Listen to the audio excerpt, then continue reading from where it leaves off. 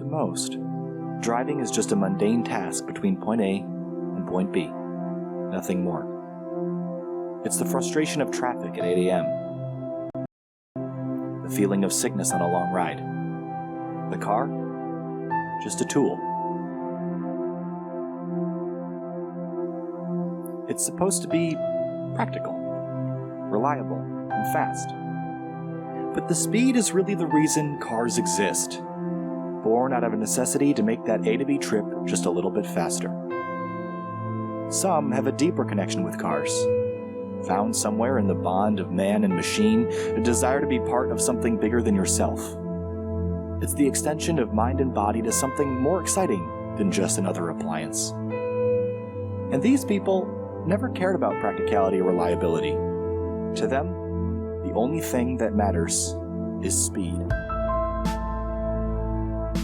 We're born with a competitive nature, part of a biological necessity that is not yet worn off with time. People have raced for thousands of years, and that competition has transcended history and found its way to the industrial age. Railroads raced to build across the country, replacing the horses whose strength is still used as a benchmark for power today. And as personal vehicles became popular, the railroads died off. What once was the quickest way across the country became snail's pace in comparison.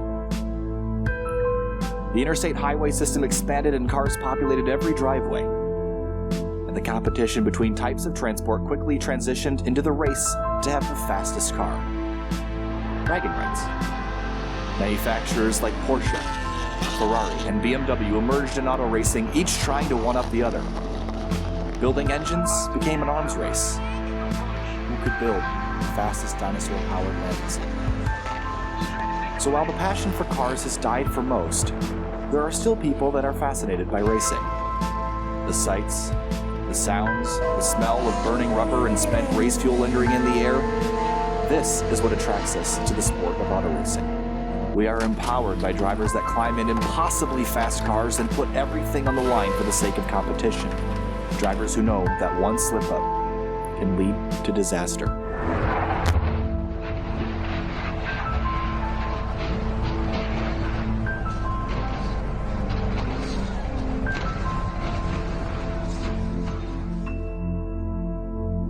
And for the longest time, wishing to be a race car driver was just a childhood dream. All we could ever be was a spectator. Opportunities? Limited and expensive. Reserved only for the who's who of the racing world.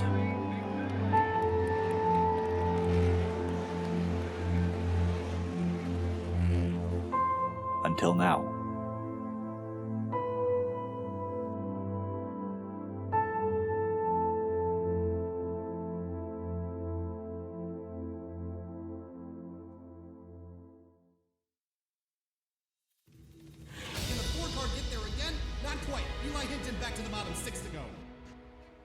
Makes a mistake again. He missed a shift. He's going to spin to the inside turn. He's going to take the lead. Eli Hinton just got used up there in the hairpin. He's going to pick up a win after a long winless streak and visit victory lane. And the whole field just needs to get himself slowed down, hop these curves, up and over. There's that cannon running a tad wide. Great restart here for the 2 car, but also for the 48. He crosses him over. Down into turn 1, there goes the tail. Here comes the 20 alongside. The 13 car gets turned. He's going to spin in turn 2.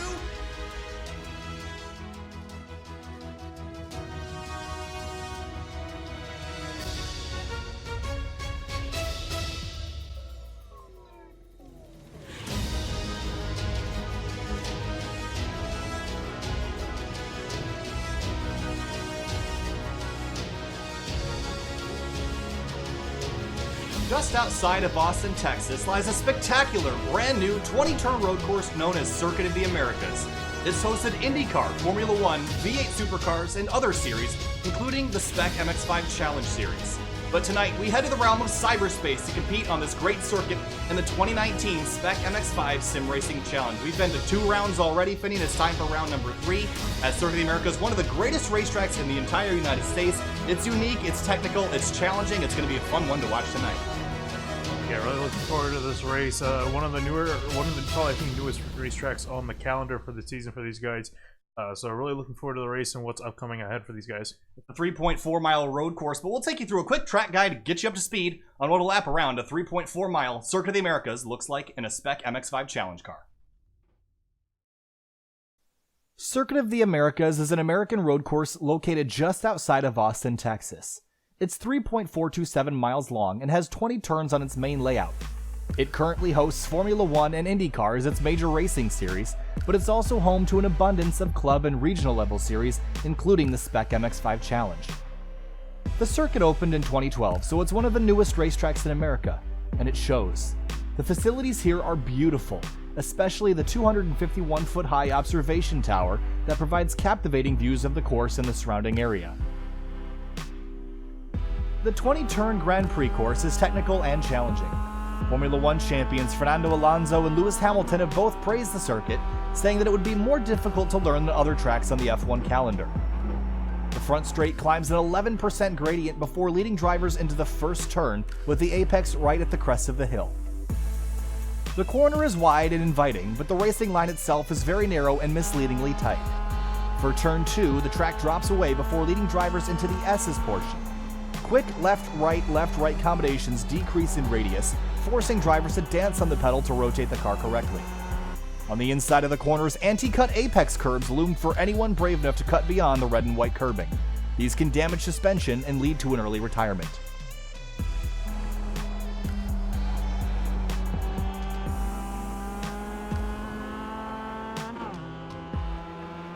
After the S's, drivers wind down yet another hill towards the turn 11 hairpin, which sets them up for a braking zone before a 0.62-mile 1-kilometer straightaway that leads to the stadium section.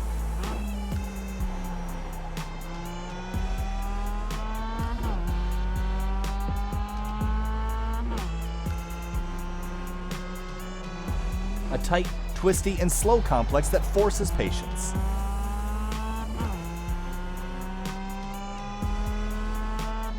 The exit of this area leads to the carousel, a long, multi-apex right-hander. 2 quick lefts end the lap, both inviting drivers to run off the edge of the course to carry momentum, which will be a story to follow all night tonight, as incidents equal penalty points in the race towards the championship.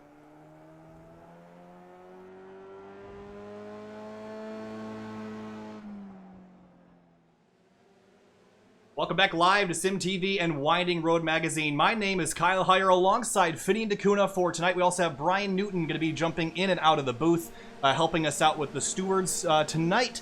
But Finian, Circuit of the Americas is certainly an interesting racetrack, and we're going to get to that in just a moment. Qualifying has just begun, but before we begin, let's remind you that all of the things that we say tonight are our views only here from SimTV, a much, much smaller YouTube channel, and do not in any way reflect Winding Road Magazine or SPEC MX-5 Challenge anyway, so let's just get that out of the way. Also, we'd love to thank our partners WeatherTech, LevelUp Racing School, and Winding Road for coming on board and helping us out, providing the season-end prizes, over $4,000 a piece for the champion to select from at the end of the season, so that's super exciting. But another super exciting thing is we have a very special guest with us in the booth tonight, and that is going to be our 2018 Real World SPEC MX-5 Challenge winner. That's Peter Enzer, the reigning 2018 SPEC MX-5 Challenge champion, and he also won the Teen Mazda Mid-Atlantic Challenge last year. So Peter, welcome to the booth, and this is going to be a fun one tonight to watch for sure. Yeah, I'm looking forward to it. These races are awesome. I can't imagine it going any other way. So Peter, I've got a couple questions for you tonight, but I guess we'll start off with something simple. How'd you get yourself into racing, and did racing games have anything to do with spawning interest in race cars? Yeah, so I got my start racing right before I turned 15, and I'm 20 now. I started racing dirt track go-karts. I did that a few races, less than half a season. Then I jumped into autocross, and autocross for a couple years and started getting in. And after autocross for 2 years, I stepped up to SPEC Miata.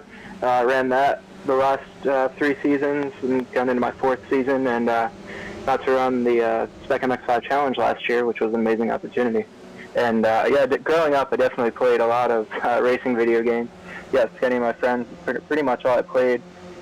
And once I started actually getting into racing and road racing, and got out of autocross, iRacing definitely became a big tool in helping adjust different cars, learning different tracks, and really getting that visual before you go to a track for the first time. Yeah, Peter, there's a lot of things that are in the way of a young driver's racing career, and iRacing has given a lot of drivers an opportunity to go out and show what they can do. But what's the biggest hurdle in a young driver's career? I mean, is it mostly monetary? Is it the location that you're in? Is it just skill level? Like, what's the biggest thing that you have to overcome to get yourself into a racing series of any kind, let alone something like SPEC MX-5 Challenge? Yeah, there's a few small things, but the biggest thing is definitely the monetary aspect of it. Racing's not a cheap sport at any level, but sim racing's a great way to get started and get your feet wet, and opportunity they wouldn't have otherwise. Especially like one of our racers here, John Allen. I raced with him last year in the SPEC MX-5 Challenge, and he started out with iRacing and turned out very good in a car. Absolutely. And we're here at Circuit of the Americas, certainly a fantastic racetrack and a home track for Winding Road and SPEC MX-5 Challenge. But it's a really unique and challenging racetrack, but it's also one of the newest racetracks, not only in America, but in the world. And one of the racetracks that was designed with computer-aided design. And speaking of iRacing being a computer simulation, do you feel like newer racetracks have an advantage being built in a computer-aided design software? Does it, is it a better way to design a racetrack, or do you prefer the old way of just digging some roads up on a hillside and calling it a racetrack? Well, there's a couple different aspects to that. From a pure racing standpoint, it's interesting to see how that affects different tracks. Ones definitely have a lot of very interesting and unique corners, but they can model those very well now and model new tracks off of some of those old famous corners, and kind of like they did with COTA, and they can definitely apply it to new tracks. And the biggest difference, though, I'd say, is safety standards, and how they can design everything now. A track like COTA is the safest one I've ever been to. A safe racetrack for sure, and one of the safety aspects of Circuit of the Americas is the wide and prevalent asphalt runoffs, and that begs the question tonight. We're going to see a lot of drivers potentially using and abusing that runoff area for their speed advantage. Now, there are penalties in place for going off track too many times, Peter, but what are your opinions on racing off the surface? And do you think that should be allowed? And I mean, it's a very heavily debated topic. I'm just curious what your views are on that at a place like COTA. Yeah, it's very tough. I'm not 100% sure where exactly the track limits are set in iRacing compared to real life, and those change weekend to weekend with different series you're with. So the track limits are huge at a place like COTA, because you can really maximize it if you can tackle those track limits just right. And it's very difficult at a place like COTA. I feel like, personally, if it's paved, you should be able to run on it, because of all the tracks I grew up with, that's how it was. It was just track and then grass. But with the new asphalt, you have to respect those track limits depending on what series you're running. And speaking you can either gain a lot or lose a lot with that. Yeah. But I also want to talk to you about just more about the safety aspect and about fear, because this is something that I don't think iRacers really have to deal with all that much. And is there anything that scares you when you're out on the racetrack? And is this something that sim racers lack because of their training in a relatively safe environment? Yeah, I think so. It's definitely something you have to get used to when you step into a real car. To an extent, the unpredictability of the people you're with, especially if you don't know them well, like jumping into different series and different classes in iRacing, you'll be racing with a lot of different people. So that can be a little bit scary, and depending on the specific corner, it's specifically sketchy, which you don't have in iRacing. That real feel factor, that seat of the pants feel. If you could create any racing series that doesn't exist today, what would it be and where would it race? So this is a fun question that Finian and I like to talk about a lot. Really, a series I pick would be, or I design would be, just like SPEC Miata or SPEC MX-5, maybe with horsepower instead of about 200 horsepower. But yeah, these cars are great. They're a lot of fun. They're pretty tough and reliable. Nice, but they're great cars, and I love sports cars and production-based cars. I'd love to go to a lot of the classic tracks around the country, and some of the newer ones too, like COTA. But you got to go to some of the classics like VIR. I'm out to Laguna, Seca later this year. I'm really looking forward to that. Mid Ohio, you know, a lot of the classics around the country. And speaking of the MX-5 in particular, what about this car is something that you might not expect? Because I think a lot of people look at the SPEC MX-5 as like the iPhone of the racing industry. It's everyone's, you know, this is where a lot of people start their careers. It's a pretty basic car. It's like the Sunfish if you're into sailing. It's very, there's not a whole lot to them, but what's different about it in the real world versus something that in the simulated environment? So like when you jump into the race car in the real world, what's unexpected about it that kind of caught your attention?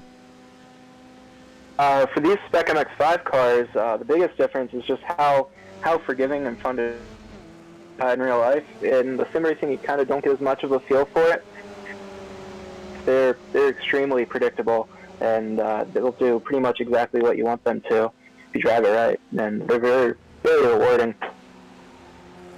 Peter, You have to get everything right.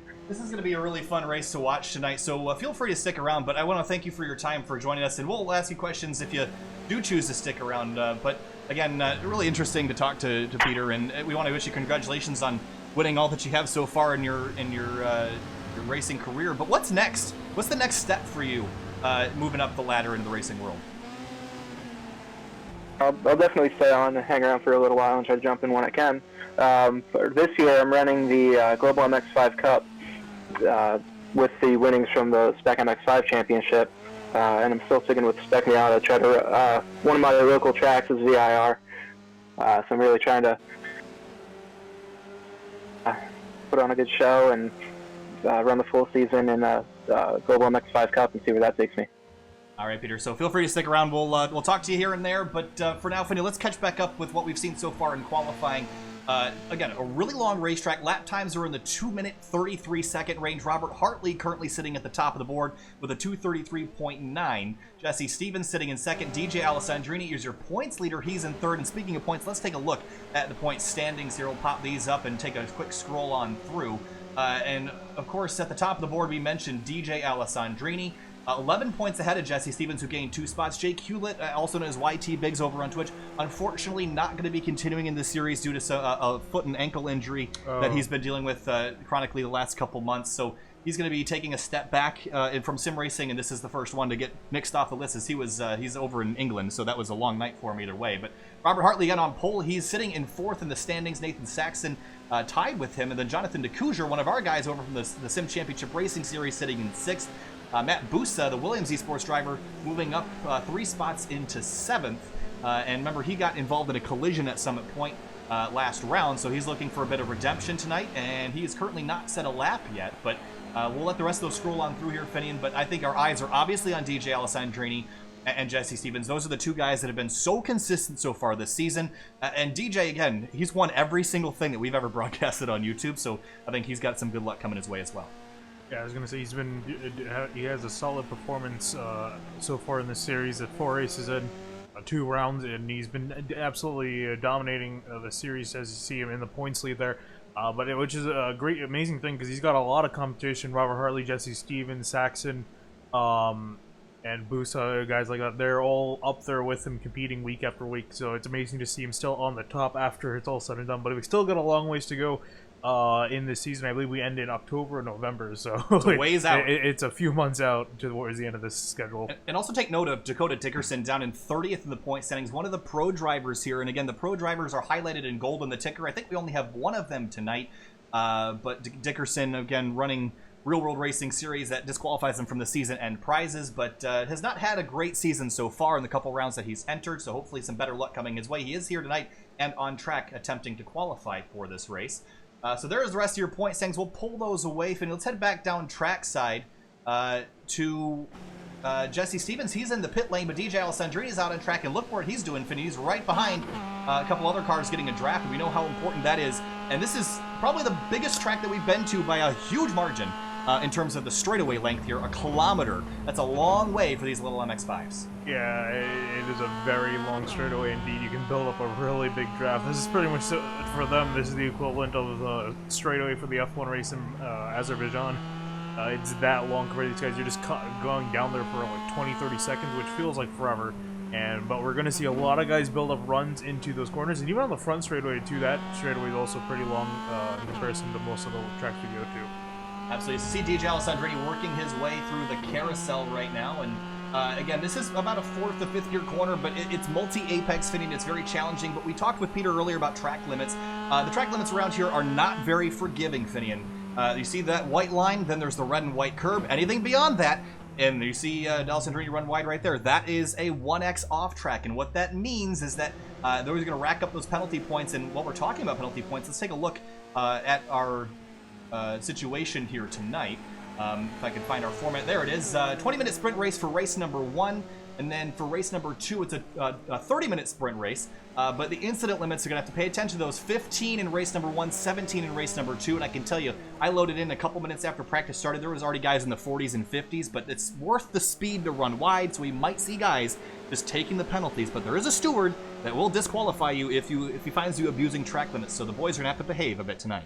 You're gonna have to use it sparingly. You see the Kuja, I've noticed I noticed Boost are using the same thing through that corner. They were at pretty much almost all 4 tires to the left side, like on the curve of the track. So there's a little bit of leeway in some of the corners, and if you did your homework, you know where you can go outside of the limit just a little bit and not get a 1x. So we're gonna see the guys that really paid attention and really practiced a lot to figure out where not to get those 1x and penalty points. They're really going to benefit, because if you can get the right line through, you can gain a ton. You can gain a ton of time on this track. It's almost like you have to treat them like a resource, Finian. I mean, yeah. They're non-renewable. So what you're going to have to do is, I think the best strategy for this race is to behave yourself and stick in the draft in the front group. And then I think at the end, then you're going to start to use those off tracks to your advantage to gain speed later in the race when it matters more. Because again, we're going to see a lot of bunched up race cars tonight.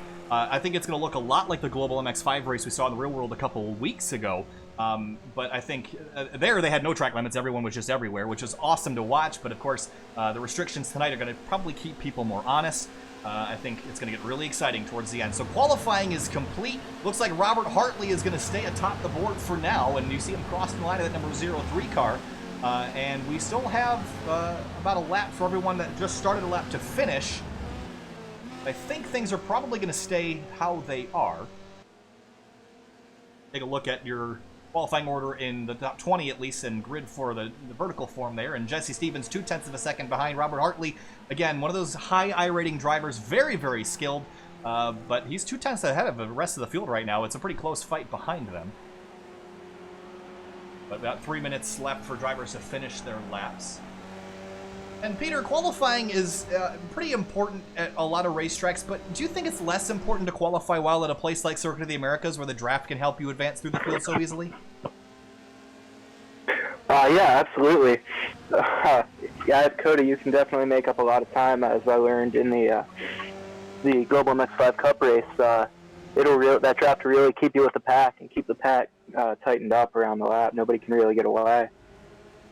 Chance to bounce back if you make a mistake. When it comes to the race start, though, I mean, is there a need to be a little bit conservative? I think tonight we probably will see more contact than we're normally used to seeing, just because it's almost like a NASCAR restrictor plate race. Everyone's going to be bunched up together. So is there I mean, it's only a 20-minute race, so you don't have a whole lot of time, but is the first lap one of caution, or are you going to try to go all out and get your track position early and just try to maintain it? Yeah, COTA's a wide track, and that uphill into turn 1 really makes it easy to get a run on somebody and try to pass into turn 1. But as they say, you can definitely lose the race in turn 1, but you can't win it. So you have to be a little bit cautious there and just try to make it through the first few corners till it starts to get a little bit single file, and then just try to by one. And Finian, we talked about turn 1 in the track guide. It's a 11% grade up that hill, and it's a blind crest that you have to get woed down to. But that entry to turn number 1, if we take a look at it right here, it's super wide on the entry. It's so inviting to just stick the car up the inside, but you have to practice a bit of patience because that racing line is actually quite narrow. Yeah, honestly, I wouldn't be surprised we see at least someone go around. We got 26 cars on the track ready to go green here, so I imagine someone's just going to try to send it up the inside where you could potentially see a spin. It's usually what happens in COTA turn 1. I'm pretty sure that's why they designed it. Designed for that sole purpose alone. A little intentional, you think? All right, so qualifying again, we're going to pop that back up so you can see how everyone's doing. But Robert Hartley maintains his pole position. Dakota Dickerson's jumped up into 20th. You see him pulling to a stop there and resetting back to this. Jeremiah Morton in the 88. He has joined, it's a new driver in this series, and it's sitting in 10th right now. And those tires nice and toasty. So about a minute left before we take the green flag here, Finian. Pace lap going to be relatively short. Then we go racing for 20 minutes. We talked to Peter about, you know, if you want to be patient, and you can definitely lose the race in turn one. You can't win it though. But after watching the Global MX-5 race here a couple weeks ago, I think what we're going to see is a lot of people practicing maybe some, at least at the front of the grid, some more patience. They'll probably hang in line because this is a track, much like I said, it's like a NASCAR plate race. You can hang out in second or third place and still easily have a chance to win the race as long as you're with the leaders. So maybe we'll see some drivers kind of hanging out and maybe bait someone into taking the lead where they can snatch it away at the last possible second. Yeah, I think comparing to the real life races, that I think key here is going to be sticking with that lead pack as it usually is.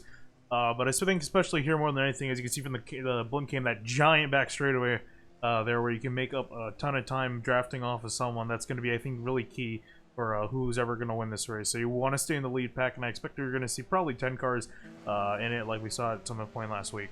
Or last month. Last month. It's been a little while since we've been out here, Finian, but Circuit of the Americas, this is the one I'm most excited for so far this season of any of the races that we've been to. Of course, there's home track coming up at the end of the season, Watkins Glen, that I'm really excited for. But Circuit of the Americas, it's a state-of-the-art facility. It's a great racetrack, a great venue for the third round of the 2019 SPEC MX-5 SimRacing Challenge. Again, I want to give a special thanks again to our series sponsors. WeatherTech, of course, coming on board, offering season-end prizes, as well as per-race prizes for the podium winners. LevelUp Racing School for offering season-end prizes, as well as Winding Road Magazine and Winding Road Racing for offering us, with no questions asked, they offered us their YouTube channel for us to bring this to you.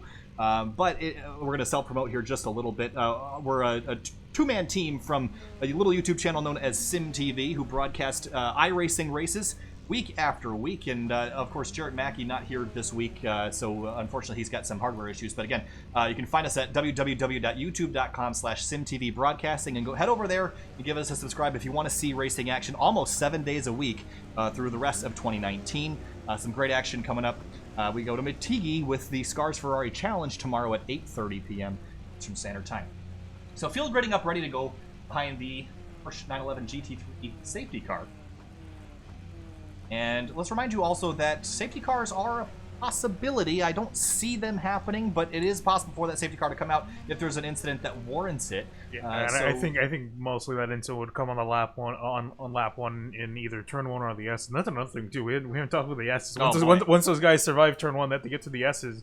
Potentially side by side too, because they don't really have a lot of time to get separated enough. So we could see another wreck there. There was a big wreck in the S's in the real life SPEC MX-5 race. There was on lap number 1. And did you know the S's at COTA were modeled after not Brands Hatch, other British track, Silverstone. Oh, yeah, that makes yeah. Decreasing radius, right, left, fun combination. It's my favorite part of the racetrack. I think a lot of people would agree. It's a spectacular facility in that part. I'm not a huge fan of the arena section, so the West Course is my personal favorite. But we're on the Grand Prix course night, a long lap around here, and taking a look at the weather conditions. That's going to factor in a lot. 103 degree Fahrenheit track temp fitting. That's a bit toasty out there, but the grip level, new pavement, should be pretty high. Yeah, this pavement is pretty new, relatively speaking, compared to most tracks in the world. This is scanned right, I think, a year or two after the track opened, so the pavement's very new. It's nice and grippy, and I'm sure these guys are going to love using all the grip that's available. Robert Hartley sitting on pole. He was 2/10 quicker than anybody else in his qualifying effort. We're going to go racing for 20 minutes here, Finian, at around the 20-turn Circuit of the Americas. We have Peter Enzer hanging out with us in the booth, and we'll talk to him once things string out a little bit, but we continue to get ready and move our way towards the end of the season. It's been a spectacular battle for the first 2 rounds at VIR in Summit Point, but now we head to one of the most famous racetracks in the entire United States, and heck, I'll say it, even the world.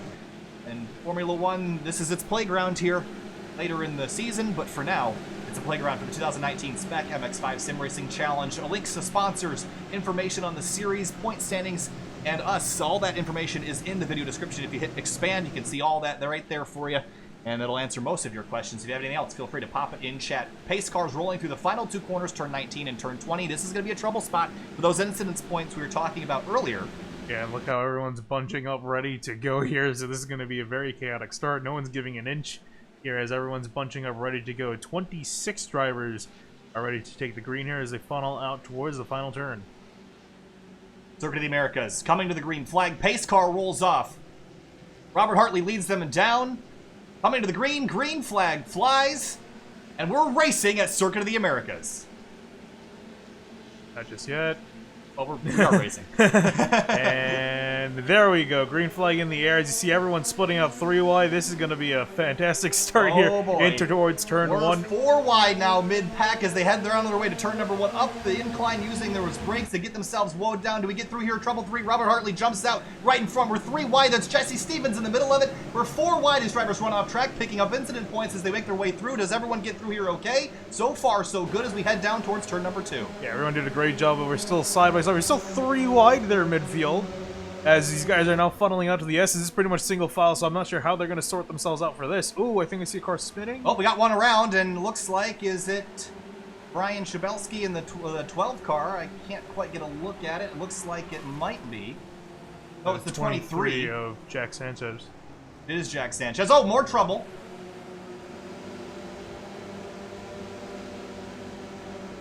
And more trouble in the opening going there, so we'll get a look at that later in the evening. But Robert Hartley in the lead right now. DJ Alessandrini has found his way to second. Nathan Saxon sitting in third. And Jesse Stevens, who started second, he's already down to 4th here, so he's dropped some spots early. Dakota Dickerson, who started 20th, he's up to 13th already. He's gained some spots in that bright orange car as we head to the back straightaway for the first time. Now the drafting game begins. Yeah, you see the single file up. They're already snaking down, moving side to side. Yeah, we're going to see some passes potentially heading down in towards the arena section as these guys start to build up runs. It's a long back straightaway, well over 120 miles an hour for these cars. In line, I see a couple cars poking out of the groove there. That's the 43 of Dakota Dickerson. He's on the inside of the 22 with Jonathan White down into the braking zone. He's going to take advantage of it.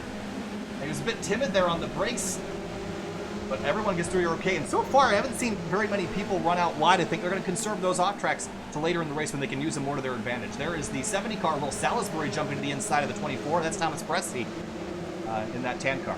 Yeah, for a second, saw a change or a fight between Saxon and Stevens. And there was some contact there. I heard some damage being made there. And DJ Alessandrini is hounding the back bumper of Robert Hartley as making their way through the carousel for the first time. Yeah, he's right on his bumper. He's not giving up an inch right now. And if Hartley makes a mistake, it's going to be all Alessandrini able to take care of it. Oh, and Hartley runs out wide. Yeah, misjudged the corner there, so that's a 1X for him. And we'll be counting those all night long as they make their way through the final corner and complete lap number 1. Robert Hartley is going to lead it. DJ Alessandrini comes in second. Jesse Stevens third. The rest of the field all single filed out, but now look at them dogging each other down the front straight. Hartley goes over to the defensive line as Alessandrini looks to the outside groove. Yeah, we'll see. Does Alessandrini hold Hartley to the inside? No, he's going to fan out, try to take a better corner, and here comes Stevens in behind, 3 wide for the lead. And Stevens took a look to the inside, couldn't make it stick though, but he's going to have a look at DJ Alessandrini. They're just door to door as they exit turn number 1. Now they head down to turn 2, down the hill towards the S's. We talked about how tricky this section was earlier. Now they got to thread the needle through here as they come up underneath the Tequila Patron Bridge. Hey guys, just want to pop in real quick. I've got we had a review between an incident and the 36 and the 23, and after review, no action has been taken. All right, thanks a lot, Brian Newton, for that update there, and Brian will be popping in every once in a while to fill us in. So there was some contact early, no action taken on that. Thanks, Brian. We head back up front. Hartley's got this lead, but DJ's awful quick. And Jesse Stevens, he dropped us a couple spots on the opening start, but he's clawing his way back now. And these front 3 are beginning to break away. Yeah, front 3 are slowly starting to break away. I'd be amazed if they're actually completely able to break away from Saxon and Darling in behind, but they're keeping in tow. As well as pretty much that entire, it seems, entire top 7 or 8 cars kind of keeping in tow with the leaders at the moment. Yeah, so Jesse Stevens sitting in third now. There's Michael Borden in the 42. He's kind of had an up-and-down season so far. The new guy, Jeremiah Morton, that bright green number 88, he's sitting around in 8th place right now. We think he qualified 10th, so it's been a good race so far for him. And Peter, it looks like everyone's kind of strung out right now, but if you're Jesse Stevens in the 13, it looks like you got a lot of pace. Would you just hang out here for now, or do you want to push and get by DJ and just sit in second in line? After getting through a start like that, yeah, you kind of just want to ride like he is right now. Just kind of hang on to that lead pack, try not to give anything up, but just wait for your chance to make a move later in the race. Looks like Stevens is doing just that right now. Jumped the curb there Those anti-cut curbs in the slow corners, Finian, no big deal, but in the fast S section, you can certainly damage your suspension if you're not careful driving over those, although they can help your car rotate if you hit them just right. Again, setups provided by John D. Allen, who's very familiar with these race cars in the simulator and in the real world. So thanks, John, for doing that for us. Looking back through the field a little bit, there's some action going on. This is all the way back. That's the 44 car. I see that's Foreign Arabian in 18th. Thomas Pendergrass in 19th, and Jimmy Hume in the 20th spot in the number 30 car. You guys are all duking it out. And just because it's not for the lead doesn't mean it's as exciting. These guys are not giving an inch. Yeah, these guys are also keeping pretty close distance to each other, so you constantly have to be watching out for drivers around you, because as you can see, there are pass going on for position. But yeah, you have to constantly be on your toes as there's guys behind you, in front of you, and it's very easy to get up and pass people. Well, Robert Hartley has led the first couple laps of this race. DJ Alessandrini's been hanging out in second. Jesse Stevens in third. Nathan Saxon in the 41. He's had a pretty good season. How about Paul Darling, another familiar guy from both the Grid Life Series and the Washington, D.C. region SCCA League that was on our channel a couple months ago. And Paul Darling sitting in 5th right now, having a good night in that bright yellow car riding in line. And he's just kind of enjoying the show right now, and I think that's what his plan is. I think he's just going to try to ride on his position, keep it for now, but once we start to get to 7 and 5 minutes ago, I think he's going to start turning up the wick here and fighting for the lead. Jesse Stevens from Talmo, Georgia, and he is putting the pressure on DJ Alessandrini. He's looking to the inside, but really not biting, and maybe he's just trying to force DJ to use his stuff a little bit, but I mean, it's a pretty short race, so I don't know how much you can really hurt these cars. Again, the temperature is a little bit high, so I think the tires could get a little bit melty if you're not careful. Yeah, I think we probably saw in that opening lap guys testing the water. I think if an opportunity presents itself, I think they're going to go for it, but other than that, I think they might just kind of ride in here and wait till the end, because anything other than that is kind of just pointless battling, because it's very easy for someone to take it back, but once you get into the final few laps, that's really where I think we're going to start to see the action pick up. We saw 3 wide on lap number 2, so these guys are not afraid to go 3 wide. There's plenty of space for it. As you look down from high above, you can probably fit 6 of those little MX-5s abreast down the back straightaway. I don't think they're going to try that, though. Look at the 13 putting pressure on Alessandrini. He's going to dive up the inside. It looks like he's going to take this spot, but as DJ tried the crossover, looks like it's going to be tough here. Yeah, it's a very hard switch back in this corner. Very tight turns. Yeah, I think Stevens is going to defend that position for now. There you see Saxon and Darling in picture as well. But again, they're just kind of waiting. We really only seen the top 3 really be the only ones to be aggressive here. Everyone else is just kind of riding in line, biding their time. Yeah, I think. Yeah, just kind of in for the ride here. So 12 and a half minutes to go. We're in about 8 minutes so far, and Robert Hartley's led every single lap. Well, of the 3 that we've done. This track is so long, but Alessandrini drops a spot into 3rd. And how about Jonathan DeCousier? I mean, he's just riding back here right now in 6th place, but he has had a rash of pretty good finishes. He's doing well in the points, and he's one of our guys from the very beginning. He's the guy that that basically invited us to come commentate for their series a long time ago when we had no subscribers, and now that we're up to about 740 or so, and you see that's the 49? That's Paul Darling. He's listed as the 55 on our timing screen, but the 49 on the race car. But going back to DeCousier, very personal connection with him, and good to see him running well here early. Yeah, and he's, again, in this fight for the lead here. He's a little bit ways back from the leaders, but in that pack, which is, again, going to be key. I've noticed a cloud come over the turn 1 area, Finian, so that's going to cool down the track a little bit. Peter, how much does do the clouds coming over and the track temperature changing, how much does that really affect a car throughout a race, even if it's this short of an event?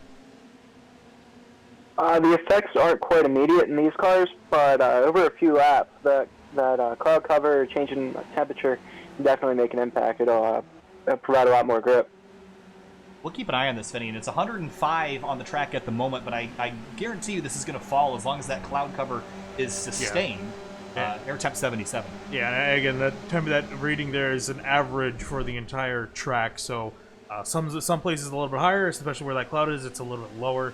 So we'll keep an eye on that as it goes on. Also, what we're going to keep an eye on too is that Matt Busa, I saw that he retired after lap 1. I believe might have been involved in the first lap incident. Again, we'll take you back and look at that after race number 1 and see what happened on that opening lap. But look at this. They're not being nice to each other up here, Finian. They're running defensive lines, but you think Jesse Stevens, he's going to go for it here, Finian. He's not going to wait around. Yeah, Stevens has been on it. He's been the only guy consistently on it when he's trying to make a move.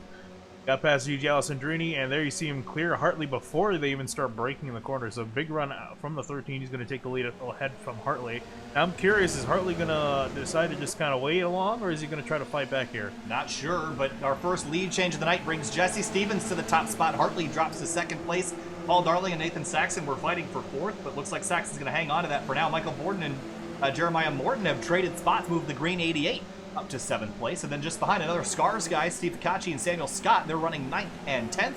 Look at the 51 giving a bit of a slide to those tires, heading in to, I believe that's turn 16 or 17 over there. Also up ahead of them, Morton and I believe that's Borden in the 42. Okay. Yeah, so they're both fighting for a position there. They're close in that corner, but kind of separated away. See Saxon running out wide. Vinny, I'm actually quite surprised that we really haven't seen what I expected in terms of the runoff area. We've seen everybody kind of respecting those track limits. A couple cars running out here and there, but I was kind of expecting a free-for-all just like that. We see someone go way off the racetrack there. And I'm trying to get a look at the number of that race car. It's the 36, I believe, in Thomas Pendergrass. He ran out way wide. That's more what I was expecting to see, and I think we'll probably get to that point at the end of the race if these guys save up enough of their incidents to use. Yeah, I think the way I see it is almost similar to pushed past an IndyCar. You want to save it up towards the end when you need it, because again, you want to make sure you can use some of it, but you don't want to use up all of it because otherwise you're going to be facing some point deductions here, and I don't think anyone wants that. So you got to be very sparingly with it. And also, you want to make sure you don't risk end up running wide and potentially getting to the grass spinning out, too. So that's another risk. As we watch the guys kind of tiptoe their way through the S's section, Peter, I want to ask you a little bit about using curbing around here, because I know the anti-cut curbs are pretty tall and can kind of hurt your spine if you hit them too hard, but how much of an advantage is there to running over those curbs and maybe taking a shot to the suspension for an increase or a decrease in lap time? It's definitely a trade-off. You don't want to abuse your stuff too much, but when you have to, it's definitely a little bit faster. The tier are fairly rough if you hit them the wrong way, but the bigger things you just want to stay off of those apex curves. Those will really start to mess up the car pretty quick if you start hitting those. Well, we saw Jeremiah Morton and the 42 of Borden get into it, yeah, some contact there. Yeah, they're not entirely happy with each other on the track there, and they're actually going to lose quite a bit of positions. They're going to potentially lose 3 for both of them, having some contact there, heading to the hairpin on the back straightaway. Actually, a 3 wide up there, fighting for position into the braking zone. Who's going to win this out? Oh boy, that's Dakota Dickerson on the inside. That's the 98 car, Samuel Scott up the middle. Oh, the 42 turns right down into the 43. He spins around, and Borden is going to collect another car in that mix. I think that was the 98 of Samuel Scott there. So some damage to the 98, but he just turned right in there, and I don't think he understood that the other car was to his inside. Yeah, and I think the stewards might have to, we'll take a look at that. I'm not sure they'll do any action for it, but we'll wait for their response to that. But yeah, looks like Borden got the worst. That's Sam Scott, and that 98 car is destroyed, and he's going to take the shortcut there and head back to the pits. That car is severely damaged, and maybe let's take a look at that and see what happened here. But the 98 was just kind of a victim in this mess. He had nothing to do with it. Well, let's ride on board. I think he had a pretty good view of what just happened. Yeah, so there you can see the 42 to the outside. He backs out of it because I think he knew that it was going to be kind of chaotic. Try to get back on it, and there you see him. See the 42. Yeah, where do you go in that? Yeah, he just gets tagged, and that caused significant right front suspension damage to the 98 of Sam Scott, so he'll have to limp that thing around. And a lost race number 1, but he's going to have race number 2 to recover a little bit. That's a 30-minute race, but we still have 6 minutes and 46 seconds to go, and Jesse Stevens continues to lead. Look at the sun right back out on the racetrack, Finney, and beating down and heating this place up. Yeah, it's almost blindingly bright there in turn 1 compared to what it was earlier. But you can see a lot of separation for the leaders now. It seems top 3 slowly started to break away. Hartley sliding over the curbs, and we just talked with Peter about those, and it's definitely a trade-off. Well, one of the other trade-offs besides breaking something is spinning yourself out. We saw Hartley almost lose it there, and he lost some ground at the 13. Yeah, and I think for these cars in particular, I think it's more so getting loose off the curbs than really breaking something. There's a good amount of play in the suspension here, so again, unless you really hit it in the wrong spot, you will break it, but other than that, it's kind of danger going up on 2 wheels because this car doesn't already have enough grip by itself. You don't want to make it lose more grip by getting 2 wheels in there. You see Allison Trudy try to make a pass in the hairpin. Yeah, the top 3, you mentioned it. They kind of broken away. Nathan Saxon keeping touch with them, but Paul Darling is also there as well. So the top three, really the cars that to beat at the moment. They've been out there really just kind of trading spots amongst themselves. We have about 3 laps to go, 5 minutes and 40 seconds of racing remaining. As Robert Hartley gets a draft on the back straightaway, does he do anything with this? Or, I mean, now you're starting to plan this out. It becomes a chess match at 110 miles an hour. Where do you go? What do you do? And where do you place your car? Yeah, it's going to be key here, especially as we're kind of, when they come to the line, it's going to be 2 laps to go. So it's really getting down to the end of this race. So these guys got to really, again, plan out your moves, figure out where you can try to beat someone, where you can potentially be Steven. And I think Hartley's going to try to set up a pass on that back straightaway. What I'm curious is how is Steven going to defend, because he's kind of a sitting duck. Well, that and also DJ Alessandrini. What about Hartley? I mean, he's trying to make these moves, but he's got DJ right up on his gearbox as well. So if you see the 91 taking a look to the inside through the carousel, I mean, Hartley can't only concern himself with the leader. He also has to worry about DJ and Nathan Saxon behind, because both those cars are putting pressure on him right now. Yeah, pretty much the top 4 is all that's kind of left of the lead draft. You see Darling, he's a little bit out of range there. And you see Saxon throwing caution to the wind. He runs a little bit wide there, and even wide on entry too. DJ Alessandrini to the inside of Robert Hartley for second. And Saxon with a great setup into the corner. He was on the AstroTurf trying to go as wide as he can on entry, and there he's going to get a run on Hartley. Does he shoot the gap middle 3 wide? And looks like he's going to drop to the inside of Hartley. Hartley might lose 2 spots here, but you mentioned the AstroTurf, and that's not fair game here at COTA and iRacing. That will get you an off-track penalty, so you got to make sure that you're not racking up too many. So the second, third, and fourth place cars all battling, but look at Stevens beginning to pull a gap on them as they fight. Yeah, I'm sure he's loving it. I think he wants us to continue on just a little bit longer so he can get out of the draft window in behind him. So you see Alessandrini, he's going to move himself up in the second, Hartley down to third, and Saxon there in fourth. And you don't even have to look too far back to see Paul Darling there in fifth, ready to catch up to these guys should anything happen. And Jonathan DeCousier is hanging out. He's in a lonely no man's land right now in sixth, and Steve Picacci in seventh. These guys are all by themselves. Then it's Bresci leading a 3-car fight for 8th place. There's Jonathan White, Will Salisbury. So that's 8th through 10th. Then it's spread out behind him some more. But Bresci having a good night in that number 24 car. Hey guys, just wanted to hop in real quick and say we got 3 cars serving drive-through penalties right now. The 43, the 42, and the 88. Okay, thanks a lot, Brian. So the 43, the 42, and the what was the last one? The 88. 88 car. So I didn't see what the 88 picked up as a penalty, but I'm not sure if are these drive-through penalties or Stewart said he threw a block. Ah, okay. So, and blocking not allowed here in this series. Finny, you get 1 defensive move. You see Bresci going to do it right now, but you cannot do a reactionary move. And, well, we're getting down to nitty-gritty here, but, Peter, I got to ask you about blocking. I mean, what's the driver consensus? What's the unwritten rule about blocking? I mean, if you don't have stewards paying attention like we do here, it's just 1 move for you, and does that ever get frustrating that you only get that 1 move? Yeah, it can be very frustrating just getting that 1 move, now, especially if you make the wrong move. But you definitely have to respect the rules against blocking, even if they're not strictly enforced. It can be very annoying to try to deal with when you're trying to pass somebody. You just don't want to be moving around under braking if you're the lead car.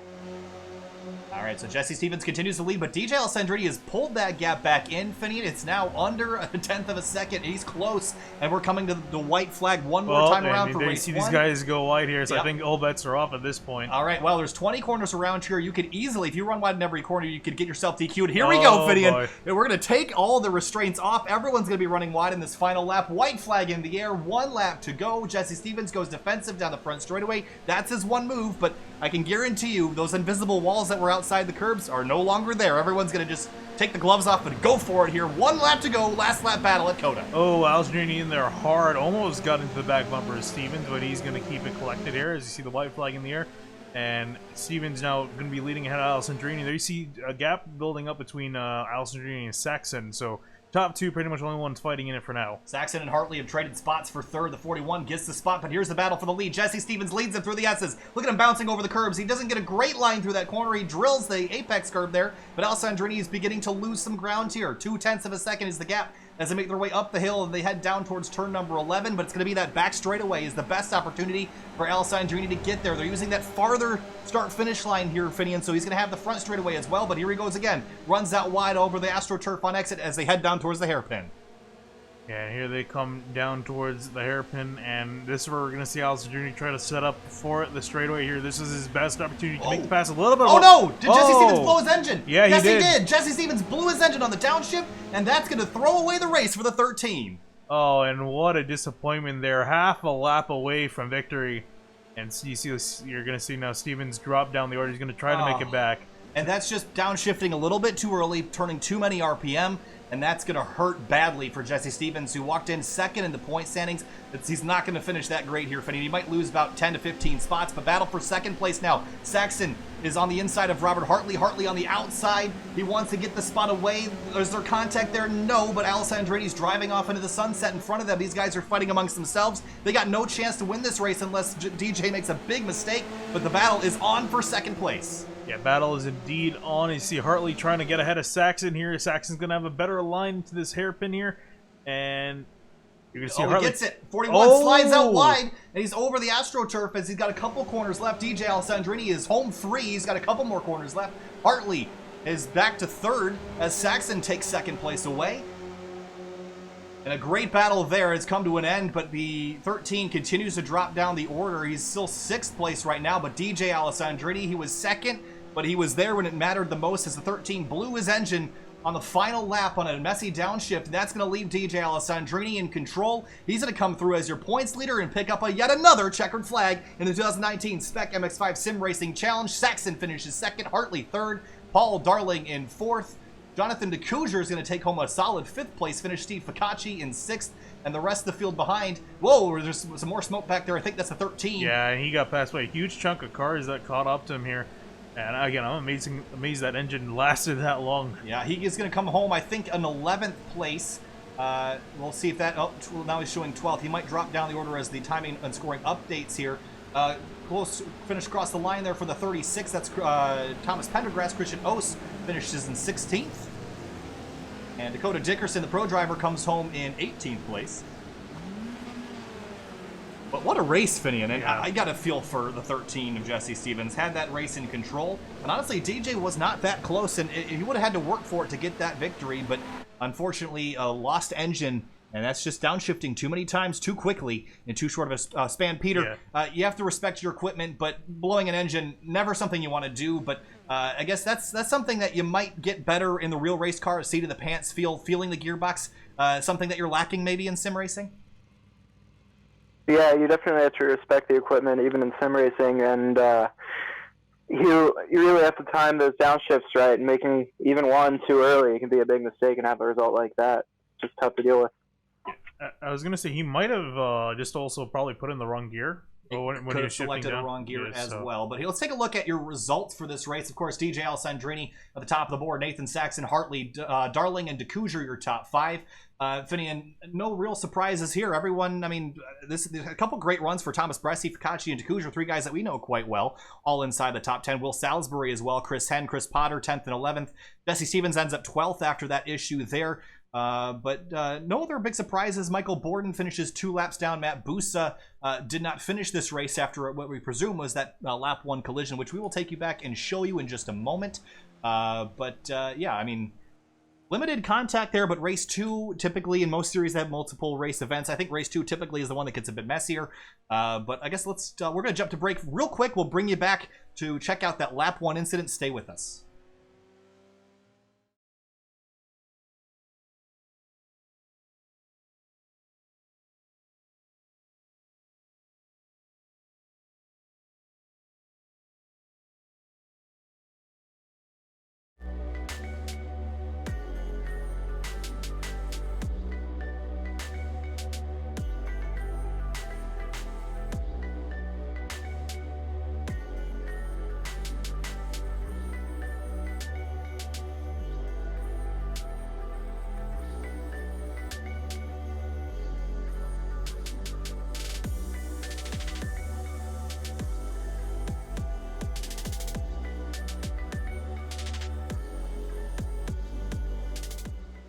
Here's a look at that lap 1 collision that involved Matt Busa. He's that orange car at the bottom of your screen. You can see that 23 car get tagged. We'll look at that in a second, but he slides off the racetrack. Then Busa comes up, Actually, Busa's in the pink car, excuse Oh, me. yeah, he got the curb, so he was already really loose. Oh, did he? I wonder if he broke the suspension doing that, too. And he gets tagged and then spins around, and I think that was probably terminal damage to the suspension for that car. So, unfortunately, Busa out early. We also mentioned the 23, Jack Sanchez. He went around quite spectacularly as well, and we'll see if we can get a look at what happened here.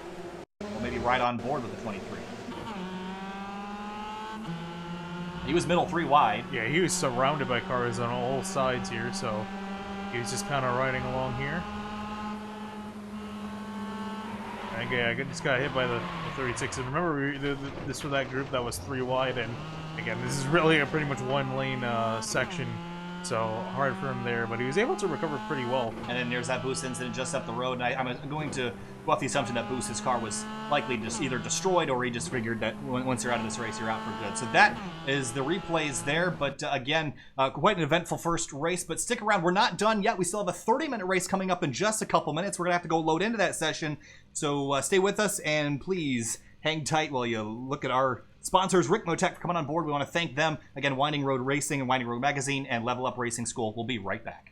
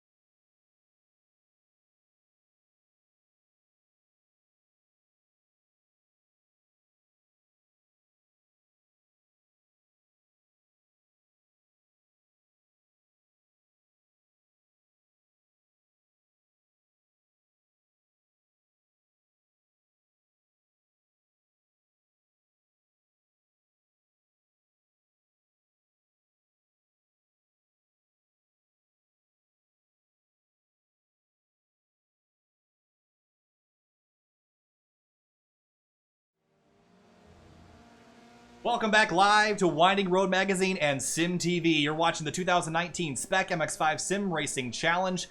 We're just about to get ready to get gridded for race number 2 here. About 3 minutes left. Finian, well, race 1 we saw a lot of action, but we also saw something quite surprising.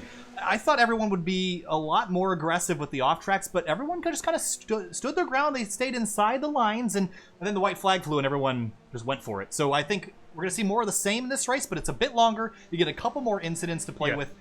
Take a look at your format. We're on race number 2 right now, starting in a moment. Yeah, race 2 is about to get underway, but we saw, we did see, though, that the guys didn't really stay together as much as I would have thought. We saw pretty much only the top 4 really at the end were in that lead pack coming to the final laps. So, and this is an extra 10 minutes as you see there. So 30-minute race now. So I think we might see it get a little bit more spread out. So I think we might only see like 2 or 3 cars fighting for the win instead of ones that we saw in race 1. Yeah, and that's also peculiar, Finney, because we are running fixed setups, meaning that the drivers cannot adjust the way that the car is set up. The only thing they can adjust is the steering ratio. And I think also, I don't even think they can just brake bias either, so they're all on their own. I was going to say, does car have a brake bias? I don't know. Actually, that's a really good question. I'm sure it does in the real world, but I don't know of in the sim. Yeah, so. I don't think for this. So, yeah, very very limited. You can only adjust stuff to just for comfort. Really, you can't really adjust anything that'll make you faster. So everyone's pretty much on the same equipment for the most part. So pretty much the reason guys are getting separated is just purely on pace, and I think that's really why we saw the separation. Is guys able to get the really fast guys like Allison Drini, Hartley and Stevens able to get ahead. So that's actually an interesting point I wanted to ask Peter about is in terms of the cars, and we know the SPEC MX-5 Challenge is extremely competitive, but Peter, how close are the cars really in terms of the competition? Is it pretty identical, and does the driver make the most difference there? I would think it does, because those MX-5s are popular all over the racing world, Global Mazda and other spec series that use the MX-5. So how close are they, and how much does the driver factor into the speed of the car? Specifically in the SPEC MX-5 Challenge, the cars are all very, very similar. Obviously, they're all spec parts, and kind of like in the iRacing setup, in real life, we could only adjust shock settings and tire pressures. Everything else is down to just the drivers to handle on their own. So the difference, but in these cars, it's mostly up to the driver. Much focus on the talent, which is exactly why the series exists. Yeah, and the fixed setups for sure in iRacing help that even more. And we just looked at the track conditions, Finney, and the track temp has dropped to the mid-80s. So that means more grip, means much faster lap times already. Robert Hartley has lapped 0.3 of a second quicker than he did the entire race last time. So Hartley in that 0.3 again at the top of the board. We'll pull that up for you to take a look at the lap time so far. Only 8 cars have turned a lap in this session. But what are we expecting for race 2, Finney, in terms of the competition? I'm expecting to see much of the same up front, but we could see Paul Darling get himself up there. Steve Ficacci, Jonathan DeCouger all had good runs, and Thomas Bresci also was quite impressive there, one of his better runs of the season. So I'm thinking that we could see maybe an upset here if these front couple get together, especially considering the last time the 13 got himself into trouble on a downshift and didn't make it to the end of the race. So if we don't know what would happen that final half a lap had they all gotten wadded up together. So we'll see how it all turns out here. So checkered flag flying here for the warm-up session. Robert Hartley atop standings. Now waiting to go racing here again for race number 2. And now qualifying begins. 15 minutes on the board, and Jonathan DeCouger in the 31s to be one of the first drivers to pull out as everyone leaves pit lane here. Oh, close quarters here, Finian. That's a tight pit exit. Yeah, everyone bustling out and getting it ready underway. Because by the time they get back to the start-finish line, they're only going to have about 12 minutes remaining. It's a very, very long warm-up lap here. Whoa, the 22 car, Jonathan White, he took a whole heck ton of curb over the turn number 1, so he's ready to roll here as they head down through the S's. So maybe we'll ride on board with, we'll ride on board with Jonathan White here in this number 22 car as he works his way through the racetrack. And that little bubble dot is not updating there, so doesn't exist. As we carry on, Jonathan White now following in line, and Peter, the draft, very important at a lot of racetracks, but more so at COTA. Using the draft to your advantage, bump drafting especially. Pretty common in a lot of spec series. How effective is it to bump draft in these cars, and can you get carried away with it? Yeah, these cars bump draft pretty well, actually. The bumpers line up really well. There's a lot of flat area for them to make contact. But you can definitely overuse it, both in iRacing and in the real series. You can break the front bumpers very easily, which I think it'll hurt your aero a little bit, but you can definitely rack up some repair bills and draft if you're not careful. And speaking of the bumpers and breaking them, these cars known for being relatively durable, I would assume, based on how much contact there is. But how much do you personally? I'm going to ask you personally here to put yourself out there. How much do you lean on drivers? How much is okay to lean on drivers? And is it the same when someone leans on you versus when you lean on them?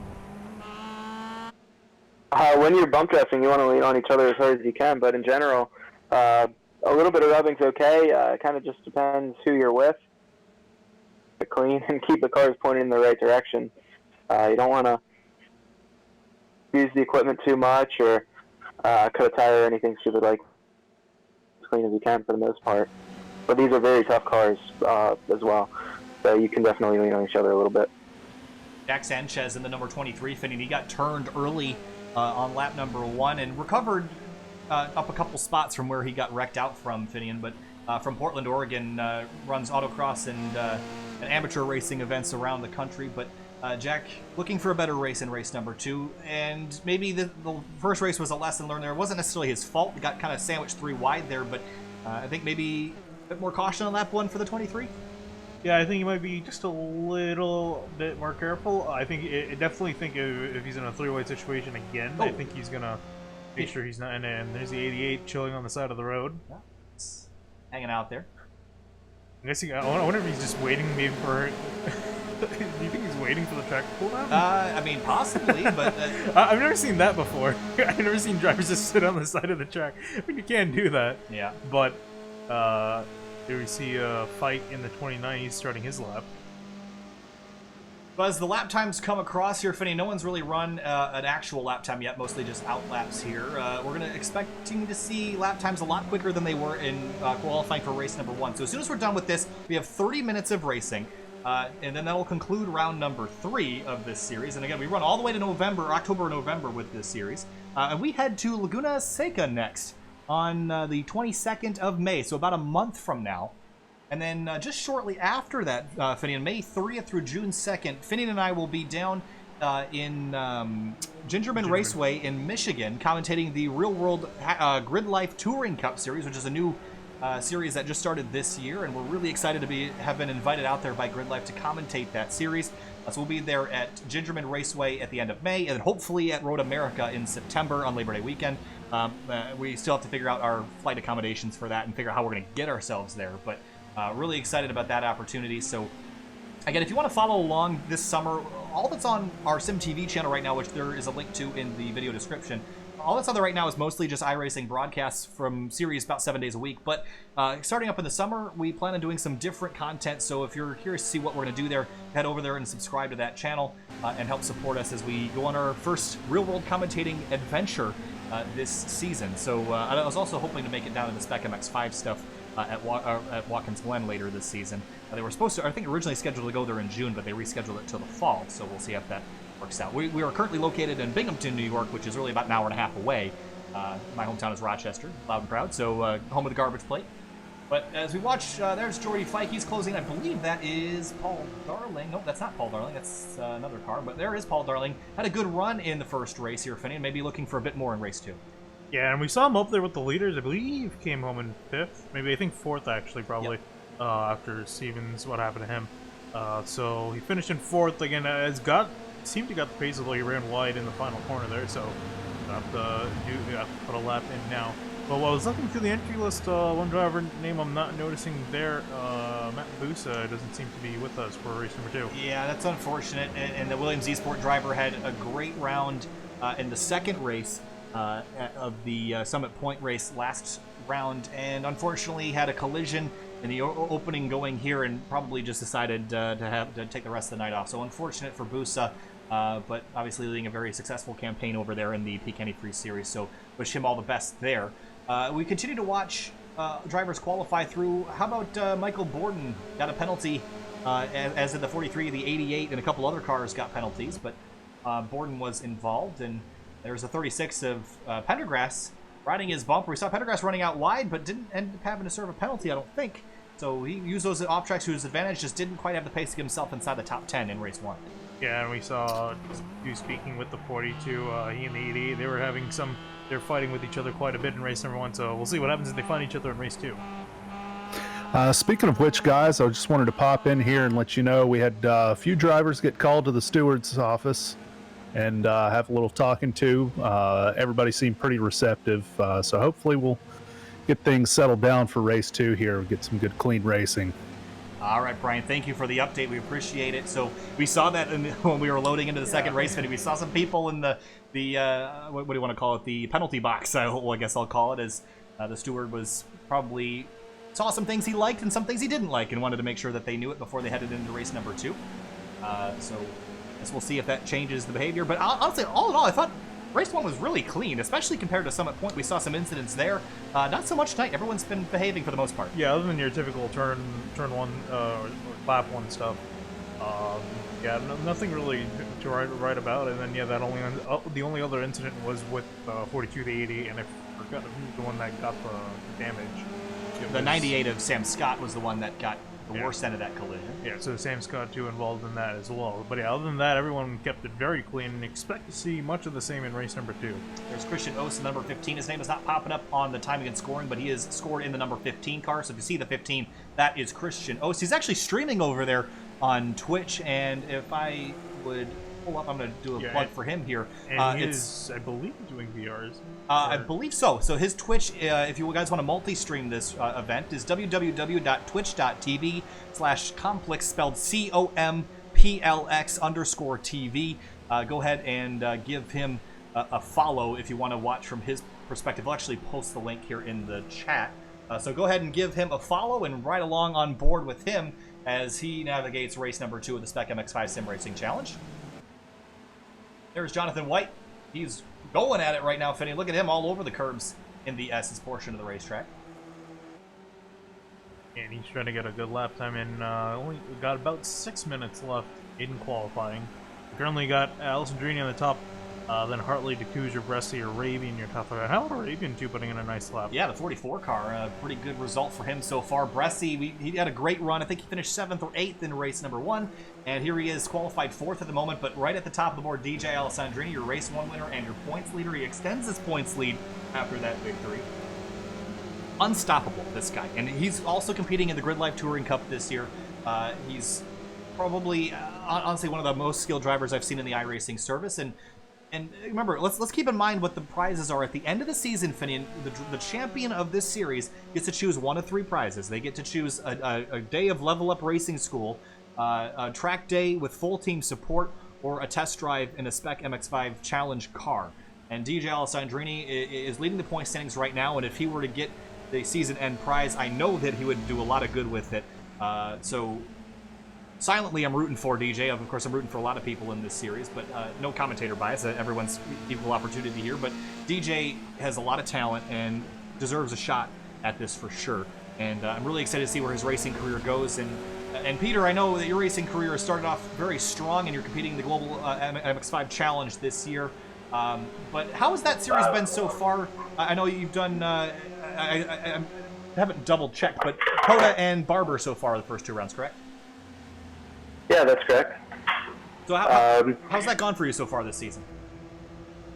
It's been interesting. It's been a real learning experience so far. Got up to speed in the first couple weekends. Felt very competitive on pace. Had a couple small issues in both race 1s, but brought it home with 2 top 10s. I believe 7th and a 9th. But then race 2s had a pretty rough lap 1 in both race 2s.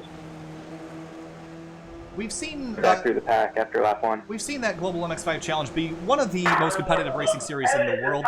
But in terms of the Global Challenge cars, in comparison to the SPEC MX-5 Challenge cars, a lot quicker, more nimble. What are the differences between the two in the real world versus the sim?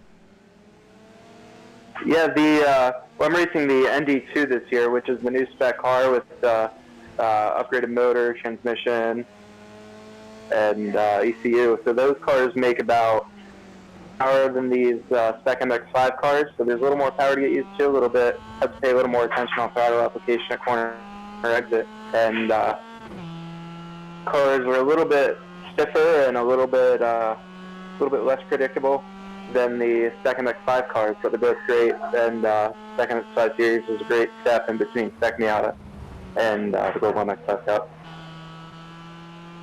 Watching qualifying continue. Thank you, Peter, for that insight there. And again, we wish you the best of luck in this series this season. I know you got a fun schedule coming up, although no Watkins Glen this year, unfortunately, which I was very sad about. The global cars at Watkins Glen is one of my favorite races to watch all season long. So thanks again, Peter. So we're about 3 minutes left in qualifying. DJ Alessandrini continues to hold pole position. Robert Hartley sitting in 2nd place. Jonathan DeCuser jumps up to 3rd place, but looks like he's content right now. Jesse Stevens in 4th, and I know for a fact that he wants to bring that number 13 car back into victory lane Probably should have gotten it last time, but blew the motor down in the hairpin. Yeah, I'm sure he wants redemption for that. He easily could have either won the race or finished in second. But yeah, that damaged engine really hurt him, put him back in, I think, 12th is where he officially finished. But yeah, here he's currently in 4th with a good qualifying effort at the moment. And we'll see if he can improve. He still got, I think, yeah, he still has time to put in one more lap after this, so we'll see if he can improve from that. Yeah, and I will say, though, that he minimized that damage. I mean, he could have just pulled off the racetrack and stopped the car and towed back to the pits, but you see him get loose there out of turn 16 or whatever the corner that is there. Ooh, and he's gonna bail on that lap. So, but he's 4th for now. But great recovery, though. I mean, he blew the engine down to the hairpin, and he needed to go over 1.5 miles with a car that wasn't working very well. So a 12th place finish is a victory in my mind for the 13. I know he wants more than that. He's going to try real hard to get there. Right now, he's starting in 4th if things stay as they are. He'll peak in the number 21 car is working his way down through the S's portion of the racetrack right now. We're right on board with him. Actually, this is the final corner. Peak from Canada, northern side. Things are getting a little bit colder than Binghamton, New York. And he is starting his lap, getting that underway. I've noticed the guys running the final corner wide, and right before the final corner, they're running wide to set up a run through here. And look at him, he actually tracked into turn number 1, riding the curbs. And this is a unique feature of Circuit of the Americas that a lot of racetracks on our schedule this season do not have, is they have curbing on the outside of the corners on corner entry. And that's pavement, Finian. That's extra ground to use. So if they give you a couple feet of racetrack that's off the side of the racetrack, I don't care how much vibration it sends through the chassis, you're going to use every little bit that you can to make that corner arc as wide as you can. So Peak just drove way over to the right, got on those rumble strips. The only problem is that you sometimes, you see him straddle that anti-cut curve there. You could experience a little bit less braking force when you are on those curves with the tire bouncing up and down, but the curves here relatively flat because this track was also designed with MotoGP and motorcycles in mind, so the curb profile here is quite low, which means that you really don't experience a whole lot of slipping and sliding on the curbs other than from just the paint that they're painted with. In the rain, though, in the wet, stay off those curbs, you're going to go for a slide. But when we head to Laguna Seca next round, those curbs are a lot taller there, so you got to be careful not to miss your braking points, and especially when we head to Watkins Glen. Be careful. That's all I'll say. Yeah, I can't wait for a little Laguna Seca. We're going to have a corkscrew. That's going to be a fun corner. The fun corner. And then also Sonoma's on the schedule this season. That's always a wild card because that track is just all over the place, up and down through the hills, through the valleys, over the curbs and the hairpins. That is a crazy racetrack that doesn't really get the recognition it deserves. But we're headed to Sonoma Raceway later in the season, as well as Road Atlanta, Road America, all the typical American road courses. Sebring on the schedule as well, I believe, and that's another one of my personal favorite racetracks. Flat as a pancake, but also about as bumpy as you can get. That'll be a fun one.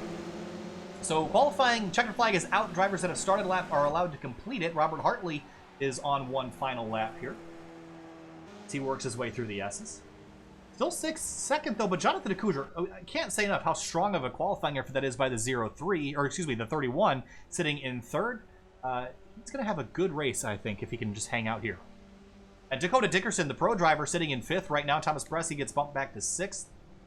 Yeah, and much better effort for Dickerson this time through, qualifying in 5th. He qualified way down the order, moved his way up to, I think, about 8th it was, until he got that pass-through penalty that put him way back in the order. So here he is starting in the front of the field. Should be able to fight with these guys to the win, potentially. Chris Potter comes across the line. He's 12th right now in that number 99. We'll see where he comes across. Car pulling off to the side there. He's going to come across the line. Does Potter improve? No time scored for the 99 just yet, so must have gone off the racetrack that time through. And a chocolate chip pancake indeed. Thomas Bressy's calling us in chat there. I really want that. That sounds pretty good. I don't know. We'll make pancakes this week. But first things first, Finney, we got to get ready and to go racing here. We got 2 minutes left in the concluding qualifying here, and Potter goes out for another lap, maybe just logging some laps for practice here. Jack Sanchez, we mentioned him earlier. He's pulled into the pits.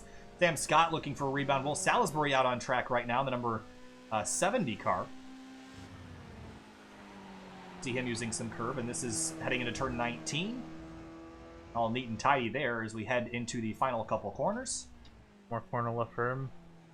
And onto the straightaway, and here he comes across the line, and what's the time gonna be? Looks like it's gonna be a... That's not correct.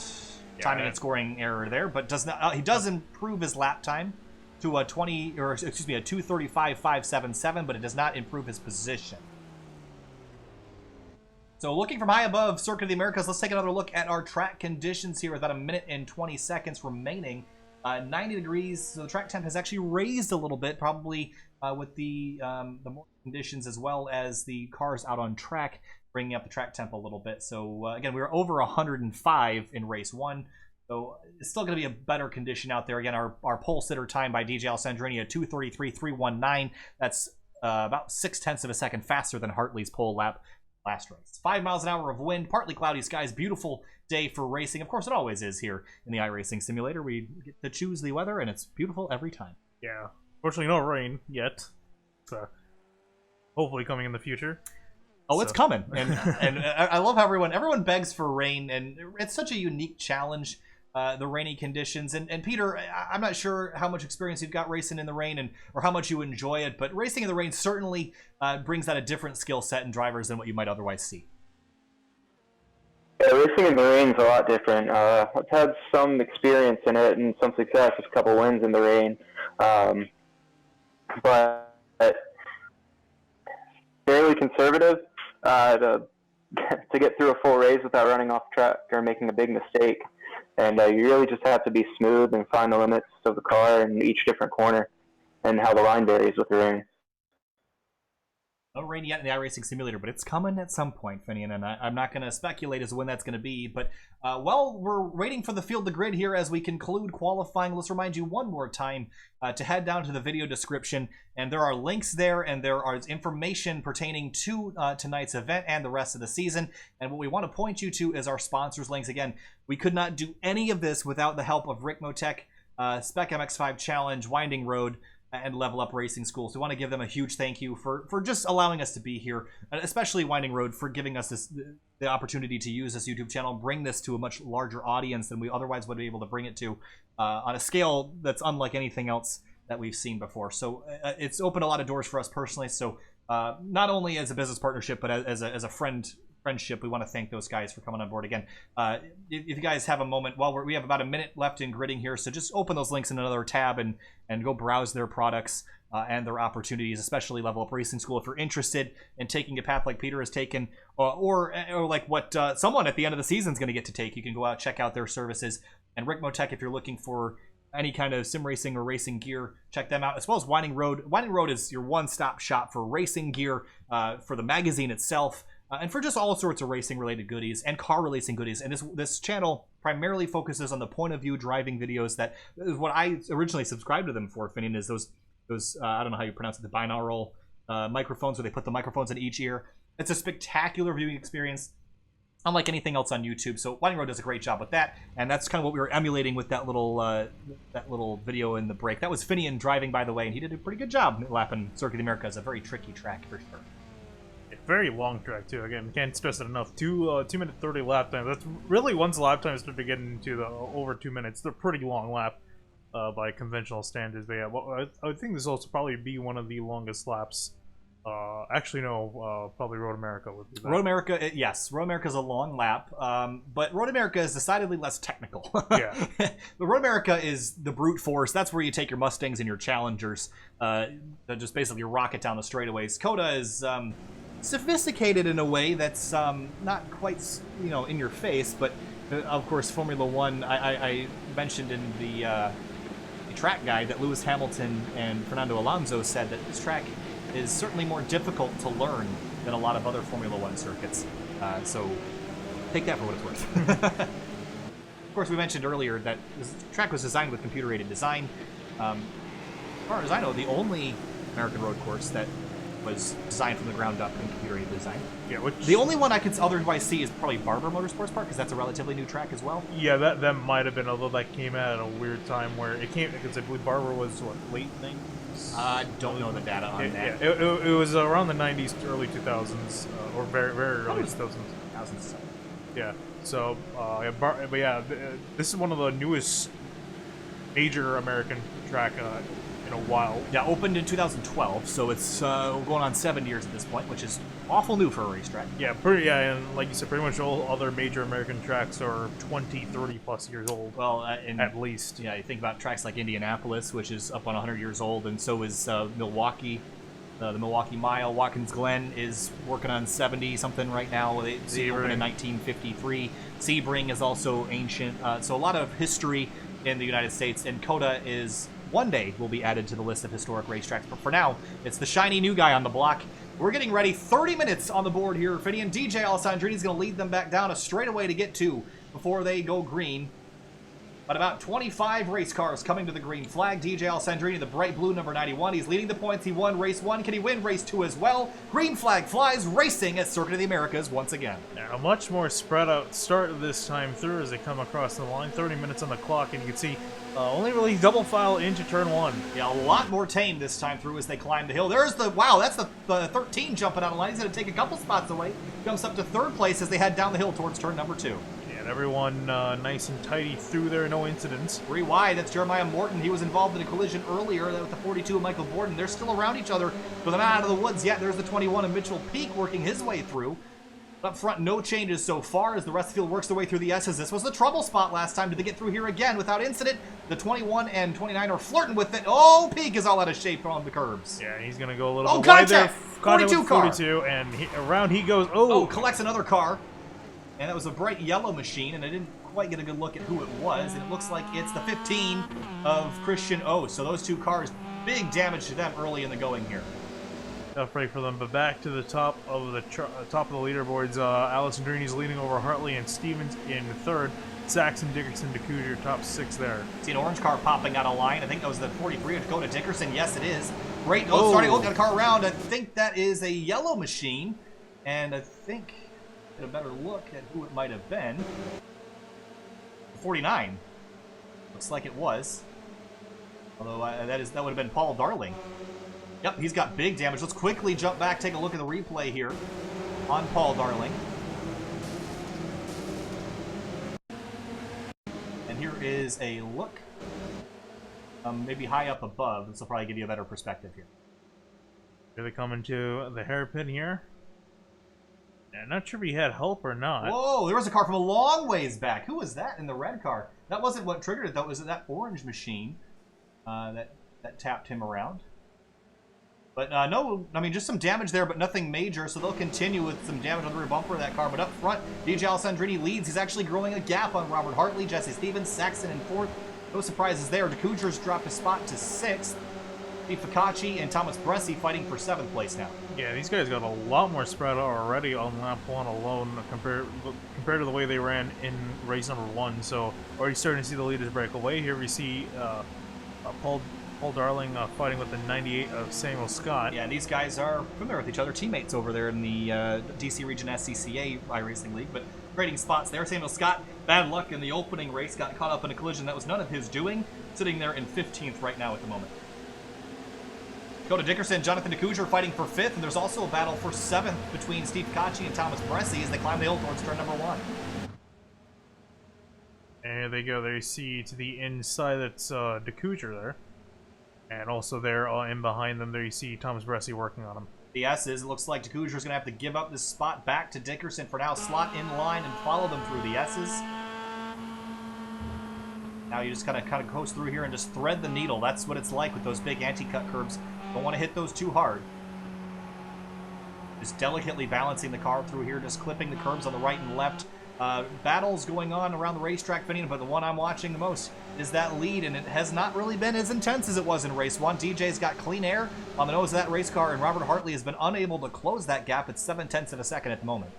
Yeah, that car seems a lot. He just seems a lot more dialed in with that car this time through, and Hartley's slowly starting to catch up and reel in. Oh, Hartley hard on the brakes. He closed all that gap in one braking zone, and he took advantage of it and got right to the rear bumper of Alessandrini. He couldn't make a pass, but wow, he closed up a lot. Jesse Stevens in 3rd place. The front 3 broken away. As much as things change, they also stay the same. The top 3 broken away. Yeah, I'm amazed he actually was able to get through the corner without losing time on exit. He did a great job going through there. So top 3, there you can see visually breaking away from the rest of the field. There you see Stevens now making pass to the inside of Hartley, or trying to.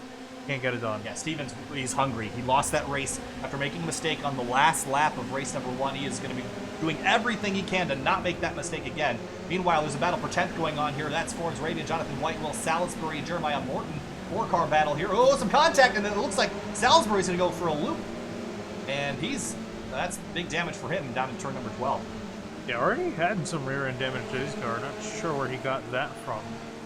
But yeah, he gets looped around and gets put back quite a few spots. Yeah, that's not what he needed here at all. But that battle continues up the road. Fords Raven in the 44. That's the orange car. Then there's Jonathan White in the beige machine, the number 22. He's looking to the inside to take that spot away. Jeremiah Morton received a penalty in race 1 for blocking. And he's climbing his way through the field as those two in front of him going at it. Door to door, almost contact there as making their way down towards turn number 19. Yeah, through the second to last corner. Oh, a lunge by the 88. He's going to make it stick, but can't quite complete the pass. And now he's got the 98 of Sam Scott, and there's Paul Darling charging up in the outside lane. Oh, Darling looked like he was tempted to make it 3 wide here, but he's going to wait on it still. And here you see this big group of cars still fighting for position here. That's a bit of an understatement. There's a lot of cars fighting for this spot right now, looking from high above as they try to get it sorted out. And there's Mitchell Peak in the 21 car, all looking for positions. And we're going to take you back to the lead, and as soon as these guys get through turn number 1, because the lead is closed up, it's a 10th and a second between the top 2. We're going to take you there right now. How about that? DJ Alessandrini leads them through the S's, through the curbs. And Robert Hartley's keeping this gap close enough, but do you think he's close enough to make a move on the last lap, Fitting? I mean, he's got to be right on that bumper, I would think. Yeah, not at this distance, but again, he's got 24 minutes left in this race. So again, a long way still to go. So as long as he can manage that gap, he should. I mean, again, really the key is just going to be keeping in tow with Alessandrini, which I think he should be able to do. And actually, also Saxon has rejoined, so the same top 4 as he saw in race number 1. Peter, how close do you have to be to make that slingshot move work with the draft? Can you be a couple car lengths back, or should you be right on the bumper to be able to make that move?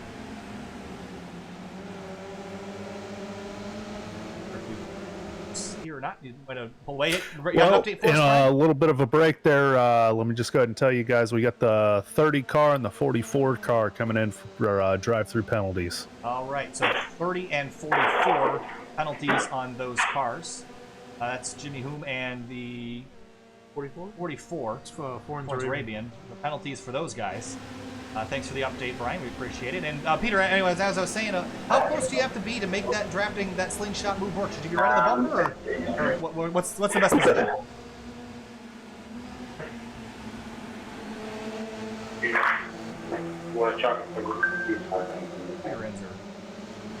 Come back to him in a little bit here. Oh, you're back. Okay, I got you. Did you get the question there? No, can you say that again? Okay, so I was asking you, we got Robert Hartley right behind DJ Alessandrini. Do you think it's a better move to be right behind the driver to make that slingshot on the last lap, or do you want to leave a couple car lengths to carry that momentum right past him? Hey, you want to have a car length or two to try to get that run on him. You really need a little bit of space to make it work, to clear him, or at least be side by side going into the next corner. If you're Jesse Stevens right now, you're sitting in 3rd place. On the last lap, do you think it's better to be pushing that 2nd place guy to help you guys both out? Or, I mean, is it better to just kind of every man for himself and just go for 2nd? I mean, it's kind of a battle there between, you know, getting 2nd or potentially going for the win. So if you're 3rd place in the last lap, what's your role? You really place guy as long as you can, maybe if you can't get by the leader. But you really want to try to work if you work together well, you can both get past the leader. All right, so Jesse Stevens took a launch at Robert Hartley, tried to get the spot away, was not able to complete the pass though, but now it's a 5-car battle here, Finian, and Dakota Dickerson in 5th. And we mentioned how Dakota is in 30th in the standings, has not had a great start to the season, been caught up in a couple wrecks, hasn't had a whole lot of pace, but here tonight, definitely has found some pace in that car. And do you think, Finian, it's because the increased level of experience at this racetrack in particular that might be leading to him doing so well here? I mean, this is obviously a difficult track to learn. Yeah, I mean, we saw him had a poor qualifying for some reason or the other, but drove his way up inside the top 10 in race number 1 until he had a penalty. But yeah, with this qualifying effort he had here up towards the front of the field, here he is running in the top 5 and has a good chance of winning this race. But yeah, definitely that experience helping out that 43 car. And of course, Dickerson from San Diego, California, and competes at a national level racing series So it's cool to have Dickerson with us. Again, pro driver, ineligible for the season-end prizes, but still putting on one heck of a show here at Circuit of the Americas. He's just hanging on to 5th, but look at this battle for 2nd. It's heating up. Hartley goes defensive. Jesse Stevens chases him over for a 2nd, but it's going to slot back in line, and I see a pass going on behind them, and I think that's, looks like it's Steve Focacci, the 51, and Chris Henn in the 33 behind, but they're all fighting Thomas Bresci. This is all for 7th place here. Yeah, Bresci trying to rebound back. Should be able to defend off Focacci. Focacci going to loop it on the outside. Great run by the 51. Oh, pass for the leader, Finian. And DJ Alessandrini has gotten shuffled back to 3rd. Hartley takes the lead away, so they've used that draft to get around DJ Alessandrini. So the tables have turned here. So 20 minutes left, so that's the entire distance of the first race. So a long way left to go. DJ slips to 3rd, and Hartley and Stevens retake the lead over again.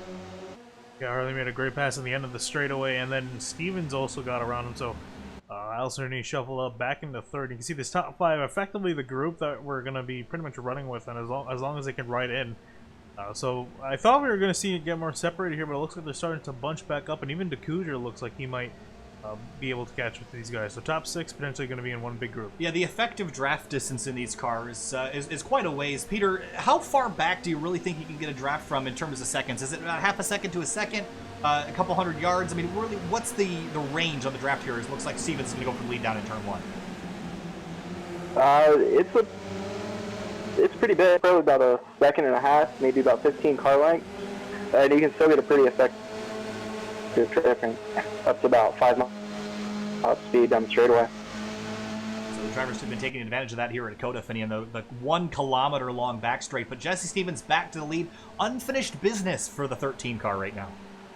Yeah, and arguably should have won, or at least finished in 2nd in race number 1. But unfortunately, that mistake on just half a lap left to go, coming towards the back hairpin, missed a shift or something and damaged the engine. That took him out of it. So I imagine he's going to probably be a lot more careful to shifts this time through. Make sure he doesn't make the same mistake as he's leading this race. Robert Hartley, again, sitting in 2nd place. Take your eyes to that top right of that graphic there, the IR number. That's your I rating, and Robert Hartley has a 96.51. Finian, the average, this is a measure of your skill, basically. The general gist of it is if you finish in the top half of a race, you gain I rating. If you finish in the bottom half, you lose I rating. Well, the average of all I racers is 1,500. Or is it 1350 still? I believe it's 1350. It's a lot lower than Robert Hartley's number. He is also, if you look on iRacing's website, the member site, and you sort by I rating level, you see him dive off into turn 12 there. If you sort by I rating level, he's on the first page of well over 50,000 results. So Hartley, one of the most skilled drivers in the iRacing service, but he's got to work over Jesse Stevens first, and Stevens, his I rating 45.08, no slouch there from Talmo, Georgia, but certainly Robert Hartley behind him. That I rating number quite high, and I'm always afraid to face off Hartley in an official series race within the iRacing platform because I know he's going to be really, really good. Yeah, yeah, it's shown pretty much that he's actually, the interesting thing I was looking at the standings is that he has 1 less start, but is still up there with all the guys who started all 4 rounds. He missed one of the rounds at one of the races at Summit Point. So he's 1 race behind, but is still up there inside the top 5 in points. This is a fantastic feat. Out in the final corner here, Finian, we're working about lap 6 of about 12 here, closing in on halfway, 17 minutes remaining. Stevens leads, and it's Hartley, Alessandrini, Saxon, Dickerson, DeCouger, Focacci, Bresci, Henn, and White, your top 10. Paul Darling in the number 49 is working over Jeremiah Morton. How about Jeremiah Morton at 88, Finian? A good drive for him after receiving a penalty in race 1. That bright green MX-5 clawing his way forward right behind Jonathan White. Clawing his way forward, indeed, working up through the field, and we're seeing Morton up to a better start. But actually, surprising that Paul Darling is.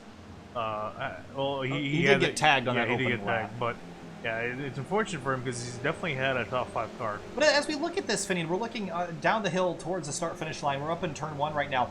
Are you surprised at how spread out everybody is? I mean, I would have thought that, up at the front, it's close, don't get me wrong, but I'm so surprised that this is as tight or as far spread out as it is. I would have thought we would have had about 20 cars nose to tail like we saw in the Global MX-5 race in the real world a couple weeks ago. I think that might have to do with just the difference in skill level, I think, for most of these guys. I think we're seeing definitely the best guys in the front. They're all kind of grouped up together, and they're on the kind of high end of it. Then we slowly see guys trickle out towards the back that just don't have the speed that the leaders quite have. Through the hairpin in turn number 11, riding on board with Robert Hartley. And South Carolinian has had a good season. You mentioned he missed one race, but riding in second right now, DJ Alessandrini behind. And we'll see if DJ gives him a bump here. It looks like he's going to plan on it. And there's the push. You can see how much speed they're going to carry here. Hartley's going to have a good enough run to make it past. Will he do so here? Now he's going to sit in line and just bide the time here. And there's Nathan Saxon right on board the rear of DJ Alessandrini. There's Nathan Saxon. And Saxon keeping it close. And again, DeCousier has caught this group, so it's 6-car breakaway, and then it's about 5 seconds back to 7th place Steve Picacci, but past for 2nd place, Alessandrini looks to the inside of Hartley. It looks like he'll take that spot away, and here comes Saxon. Yeah, Saxon working on the outside of Hartley in the hairpin here. He could, one of the hairpins here, he could try to get around. Gonna have a run. He's gonna be on the inside corner. There you see Dickerson too, even trying to look to make a pass. Yeah, the 41 of Saxon's got the preferred line through the carousel, and he's gonna take that spot away. So Saxon moves up to 3rd. Robert Hartley drops to 4th. Dakota Dickerson all over him now for that 4th spot as they head down to turns number 19 and 20. And I think even this race, more so than the first race, we've seen everyone behaving with the runoffs here, Finian, which means that we're going to see even more people go wild on that last lap. So it'll be exciting to see in under 15 minutes to the end. Yeah, there you see the top 6 funnel on through. Then behind them, you got Picacci, Hen, and Bresci in their own little group. And then we'll wait here, and that's going to be Jonathan White, Jeremiah Morton, Paul Darling, Mitchell Peak, and Sam Scott, and Jordy Fike. That's the next group of cars all the way back to 15th. Then that lone magenta car is Michael Borden.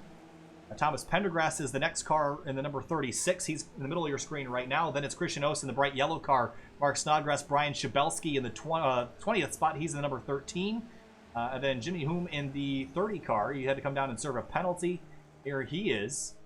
That's Forza Arabian. Forza Arabian, so Hume's already gone past. And then Jack Sanchez in the 23 is...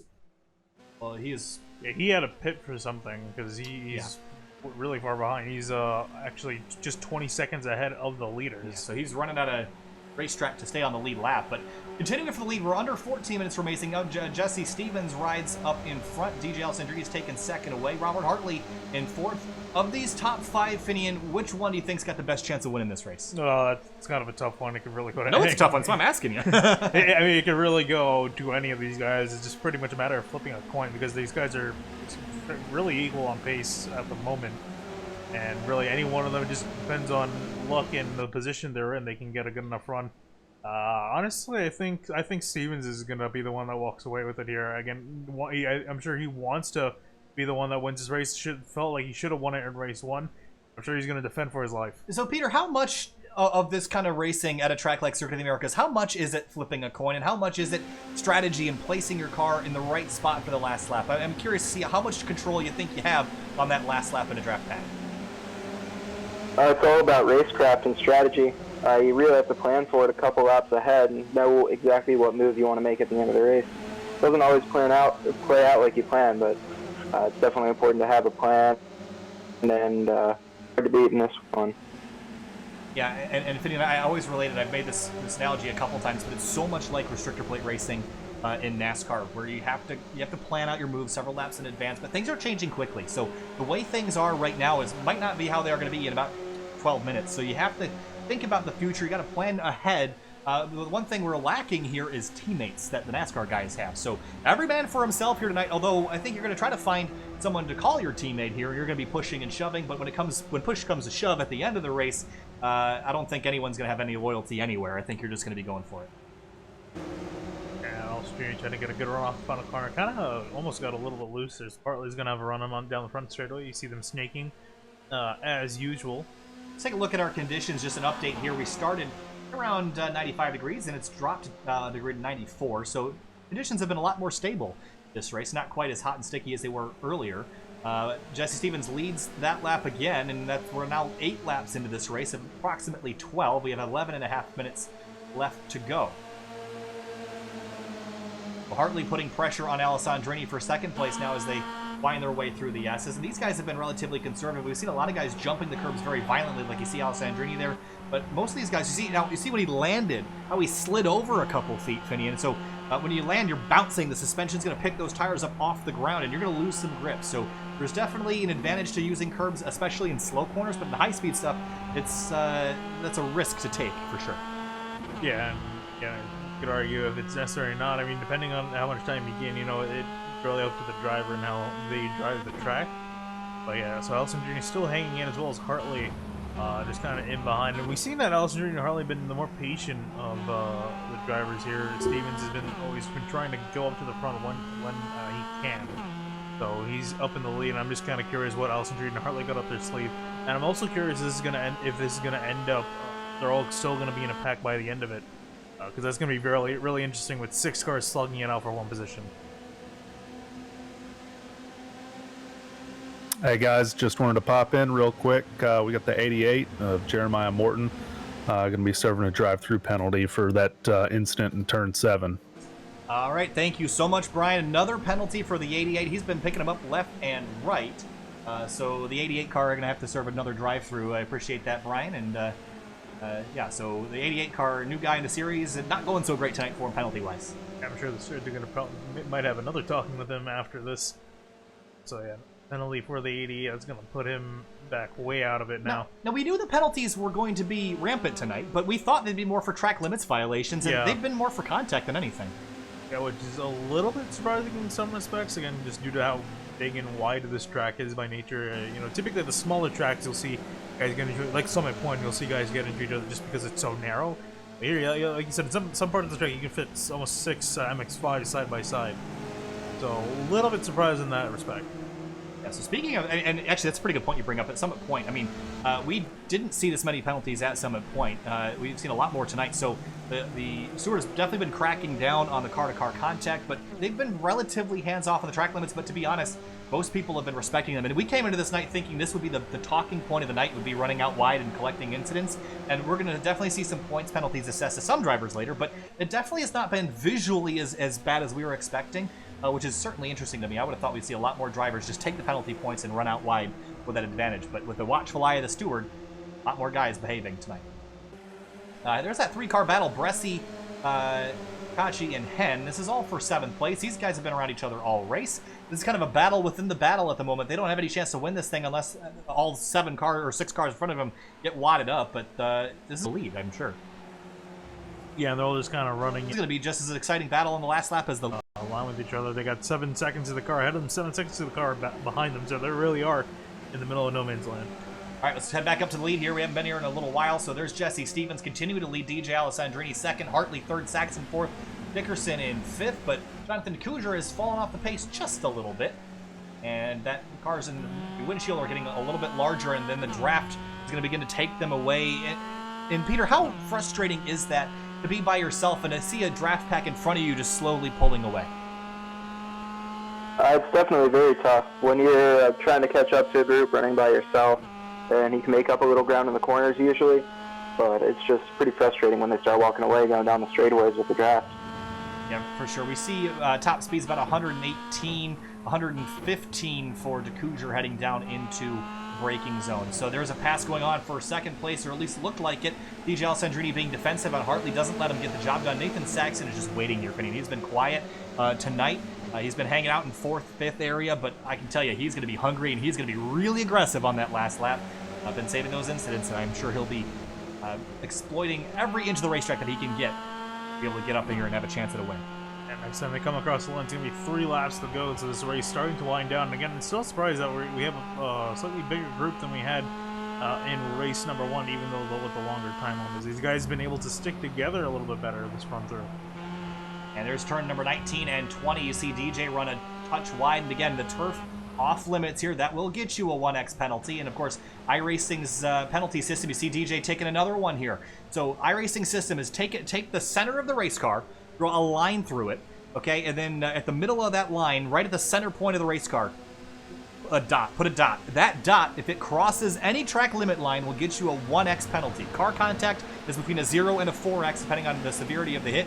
But as soon as that center line of the car crosses the outside edge of the curb, that's a 1X and will get you a penalty. So you got to be careful. And DJ's been using them the last couple of corners. We'll see how many more he's got in the bank. Again, you're allowed 17 in this race. That's 2 more than they had for race number 1 before they will collect the drive-through penalty. Yeah, which again, we're considering the... Whoa! DJ really loose over the curb. Yeah, that was actually a pretty violent hit too. So I'm curious if he might have some damage to the car, because it's might actually gain some time on Stevens. Well, that's what we talked about earlier, is the risk versus reward jumping those apex curves. And it's going to straddle that one, and that's actually heading up the hill there. I think that's turn 8 or 9 up there.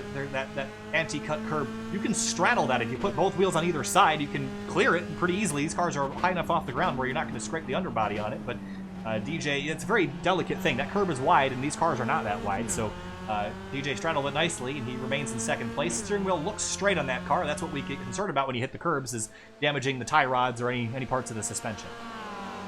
We got 5 cars left in this lead pack. Kind of lost to Kuzier, so he's going to slip back a little bit, but he should be able to retain 6th.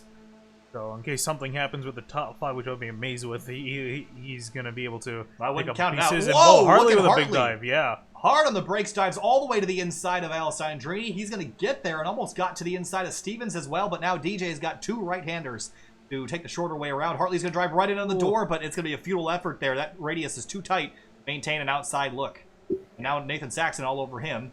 I believe we got Brian Newton back in here for an update. Yeah, just it's a bad day for the 88 car. He's got another drive-through for exceeding the incident limit. All right, thanks a lot, Brian. And again, that's about the 3rd or 4th penalty he's picked up tonight. Yeah, and, 3rd. And this is just not going his way, as Brian says. Thanks, Brian, again for that update. But yeah, there's penalties left and right for the 88. So yeah, I would say that's going to suck for him, because he's in 21st. That'll put him... I think that might put him behind the 23, yeah. So insult to injury there. Okay, so we saw some more cars running wide here, Finian, as Stevens gets to pull away. Saxon, Hartley, and D'Alessandrini getting braver every single lap. It's going to be 2 laps to go here, 4 minutes and 15 seconds remaining. So the next time we get around, the white flag will be flying, and then we expect to see this race really pick up. So the penalty report for the 88, right at the end of the race, exceeded the incident limit. He's going to have to come in and serve a drive-through. But Stevens has a half a second gap. He's going to need every little bit. But is that some of that DJ laying back here, Finian, planning an attack on the white flag? Yeah, I think he might just be saving his stuff up a little bit and just, yeah, like you said, waiting for that attack. Because, I mean, really only have to lead 1 lap, and that's going to be the last lap. So you don't really need to do anything beforehand, but he has to also be careful. He's got 3 drivers behind him that are all equally hungry for a position. If he makes a mistake or leaves an opportunity open, they're going to take. You see Hartley Wu almost messed up one of the corners there, almost cut the other. He's going to keep it going. And that's one of the things about the Circuit of the Americas S's. They're really unforgiving. Once you make a mistake, if you get offline at any point, you can just throw away the rest of the lap. I mean, it's so line sensitive through here. It's so difficult to get your rhythm back through that section. You have to hit it perfectly every single lap, and Hartley missed it a bit there and did a great job getting himself back online and not losing a whole lot of time. But let me tell you, Circuit of the Americas S is one of the most challenging sections, and every corner that radius decreases, so you gotta slow the car down that entire time, and everyone knows braking and turning at the same time. And some amounts can be good, trail braking technique, and other amounts they can send you for a loop. So Hartley had a scary moment there, but the top 5, nose to tail on the back straightaway here, Finian, a lap and a half to go. Alessandrini is not even close to Stevens, so again, just kind of waiting, biding his time here until the white flag is in the air, and I think that's really where we're going to see this 91 pounds. But look at how much ground Hartley closes in the braking zone, Finian. He's been so much harder on the brakes than anybody else, but he's making it work. So if anybody's going to take a look at the lead down into turn 12 next lap, I'm going to look at that 03 car. He's been sending it all night, and I guess you could give him the term the mailman for licking the stamp and sending it. He's just been so good tonight on the brakes, and we'll see if that helps him out to win this race. We're working our way through the stadium section now. Dickerson looked like he was trying to make a pass to the inside of Saxon, but actually Saxon's going to run wide there.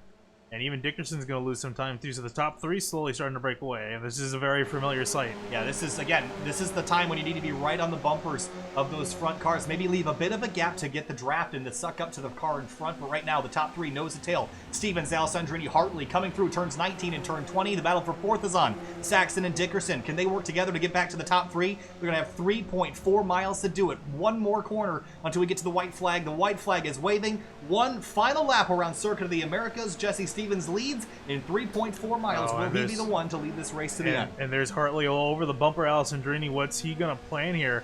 as they head off into the final corner. White flag flies onto the flag stand. Stevens goes defensive, moves back over to the outside, then back to the inside for turn number 1. DJ right to the rear bumper. boy. Here comes Hartley on the outside. Contact, side-to-side contact between them, and behind him, Saxon and Dickerson leaning on each other for 4th. And these guys are fighting with each other. I think they might lose the leaders here. And Hartley muscles his way on through in front of Alessandrini as they head to the S's through the final time. Hartley has put himself into 2nd place. I told you, watch him down in turn number 12. He's going to make a lunge, but looks like Stevens got it for now. Well, can DJ Alessandrini respond at all? Can Saxon and Dickerson get back? They're still fighting side by side. Dickerson not wanting anything to do with 5th. He's going to door the 41, send him way off the racing line as they head down towards the hairpin. That was a hard hit there to the 41. He's going to keep it collected, so Dickerson's going to get 4th place. The top 3, this is where we're going to be eyeing on it right now as they come through the hairpin and through the back straightaway. This is where they're going to build up the runs. Let's ride on board with DJ Alessandrini. The DJ Alessandrini sitting in 3rd. He's got one more straightaway to make this happen before we get down to the stadium section and the conclusion of the 3rd round of the 2019 SPEC MX-5 SimRacing Challenge. Stevens goes defensive on the back straightaway. Hartley right in line. DJ Alessandrini in 3rd. Look at the gap he's building here, Finney. He's going to have a heck of a run when they get down to the end of the straightaway. You see Hartley already getting the run on Stevens. He's going to peel off here, maybe look around the outside. Here he comes to the outside. Here comes Hartley. He's going to be hard on the brakes here in a moment. And now we're going to see who's the best on the brake pedal. Looks like Hartley's going to almost clear the 13, but no, he's not going to get there. Ooh, Stevens going to cut him off there on exit. Stevens going to be able to defend that position for now. Does Hartley have anything through the arena section? Stevens blew the motor the last race. He was about to win the thing. He blew the motor down in the hairpin. He hasn't blown it yet. He's got a couple more corners left to hang on to this. Hartley in 2nd place. DJ Alessandrini in 3rd. Can he do anything from that spot? Dakota Dickerson looming behind if these front 3 get together. We've only got a handful of corners left. The final 2 lefts are looming, and we know the driver's going to get really creative with the runoff room. Hartley all over Jesse Stevens. He's going to have to lunge to make it stick. Yeah, there you see. You can imagine Stevens looking all in his mirror, wondering where's Hartley going to try to make a lunge in these final 2 corners. Here they come. 2 more corners left. Look at Hartley taking advantage of the apexes. 1 more corner left. Jesse Stevens trying to recover from his mistake from race number 1. Last corner. Here comes Hartley on the outside, going to try to cross him over as they come back to the start-finish line, but I don't think he's going to do it. Checkered flag waving, coming to the start-finish line, and it's going to be Jesse Stevens. He's going to pick up the win. Hartley, DJ Alessandrini, Dakota Dickerson, Nathan Saxon, all battling for 5th. Wow, what a race. Yeah, and great finish there for those guys, and well-earned win for, you see the 43. He goes in the wall there, but great win for Jesse Stevens. Really earned that one. You see the rest of the field funneling in through. And that battle for 7th place, Bresci ended up winning that. Picacci, Chris Henn. And then there is Steve Picacci. Nope, that's not Steve Picacci. There's someone else popping into the fight there at some point. Here's the battle of the line. There is the 42 of Michael Borden coming across the line. Kind of a rough night for him. Christian Ost back here. Everyone else back here is pretty spread out, but the one driver that has had a really rough ending to this race was Jeremiah Morton. Just penalties all over the place. 3 tonight. Might have even been more than that, but he's still working his way down the back straightaway. Jesse Stevens, how about that recovery? A great job there after making a big mistake in race 1. Recovers and wins race 2 of round 3 of the 2019 SPEC MX-5 SimRacing Challenge. And that's going to be a good night for him because he was 2nd coming in here in the points, and that's going to help him close the gap on DJ Alessandrini. And just fantastic stuff. So really hope he can continue up this momentum going into the next round at Laguna Seca next month. Because right now he's on a roll. He potentially could have 2 wins here, but still just great speed out of that 18 car. And swerving back and forth, celebrating that one. And of course, it's still going to be an overall points deficit to DJ Alessandrini in the points after tonight because of Stevens' 12th place in race number 1. So that's not exactly what he wanted. But Stevens comes across the line and finishes in 1st. Brian, welcome back. You got another update for us? No, not really. There was some incidents that were deemed no action taken. Okay. All right, well, that's going to do it for race number 2. Let's take a look at our race results here, Finian. And, of course, Jesse Stevens, Hartley, DJ Alessandrini, your top 3. Then Dakota Dickerson finally gets a result he deserves in 4th place. Saxon 5th. Jonathan DeCousier, another solid 6th place finisher. Jonathan DeCousier is starting to look like one of the most consistent drivers out here. Bresci 7th, Steve Picacci 8th, Chris Henn 9th. Paul Darling recovers for 10th after getting tagged on the opening lap, so good recovery there. Michael Borden 11th, even with the damage he had, a decent recovery there. Jordy Fike in 12th. Sam Scott 13th. Not a great night for the 98 car. Yeah, he's had that incident in race 1, not of his own doing, and then just wasn't able to find the speed here in race number 2 to get inside the top 10. Looking through the rest of the field, a lot of other guys struggling. The 44 of Foreign's Arabian, we saw him. He had some decent pace, but he got a penalty that put him back in 8th. And then, as we said, Jeremiah Morton, with those several penalties to his name, he got put back in 21st. And Jack Sanchez, just a rough night all around. In race 1, got tagged and sent around to the rear.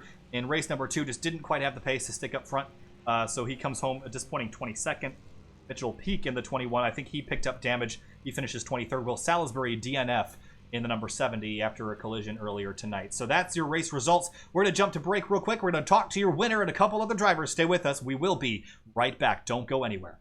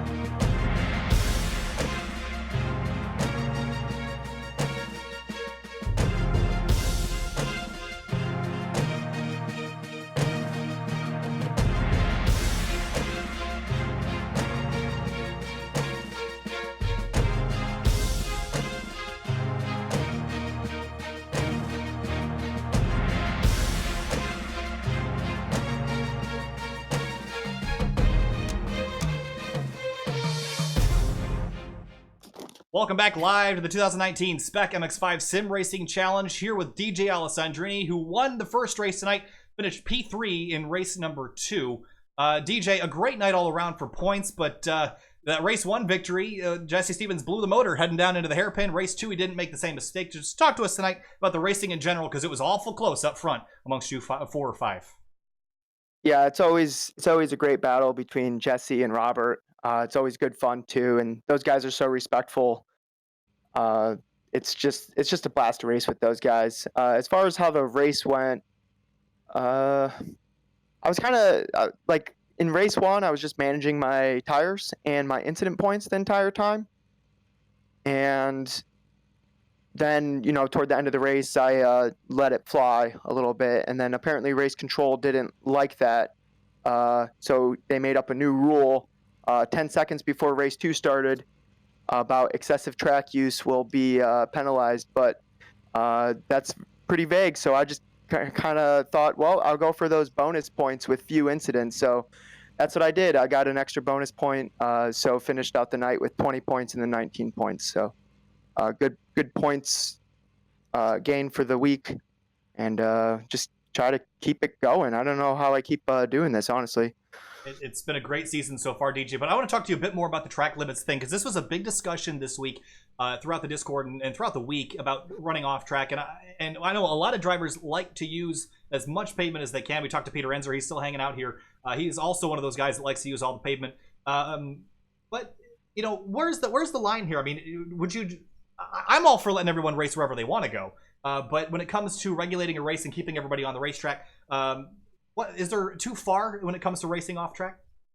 Well, it goes like this. If they can enforce every single time gain from going off track, like F1 style, like those guys, because they have a million stewards and they have like a couple stewards looking at every car, they can police that, right? That's why you see F1 staying on track. But when it's something like this where we have one race steward, that guy can't possibly catch every situation where somebody gains an advantage for going off track. So that means it's a little bit of a lottery on which ones the race control sees and which one he doesn't see. And I would prefer something more concrete, like if you get an advantage, you get penalized. So I don't know, maybe we need 30 race stewards, but that's unrealistic. So in my opinion, you should just be able to race within the box that's created with the rules. And iRacing has incident points, and it creates the box. And it creates a box where you can strategize and play around it.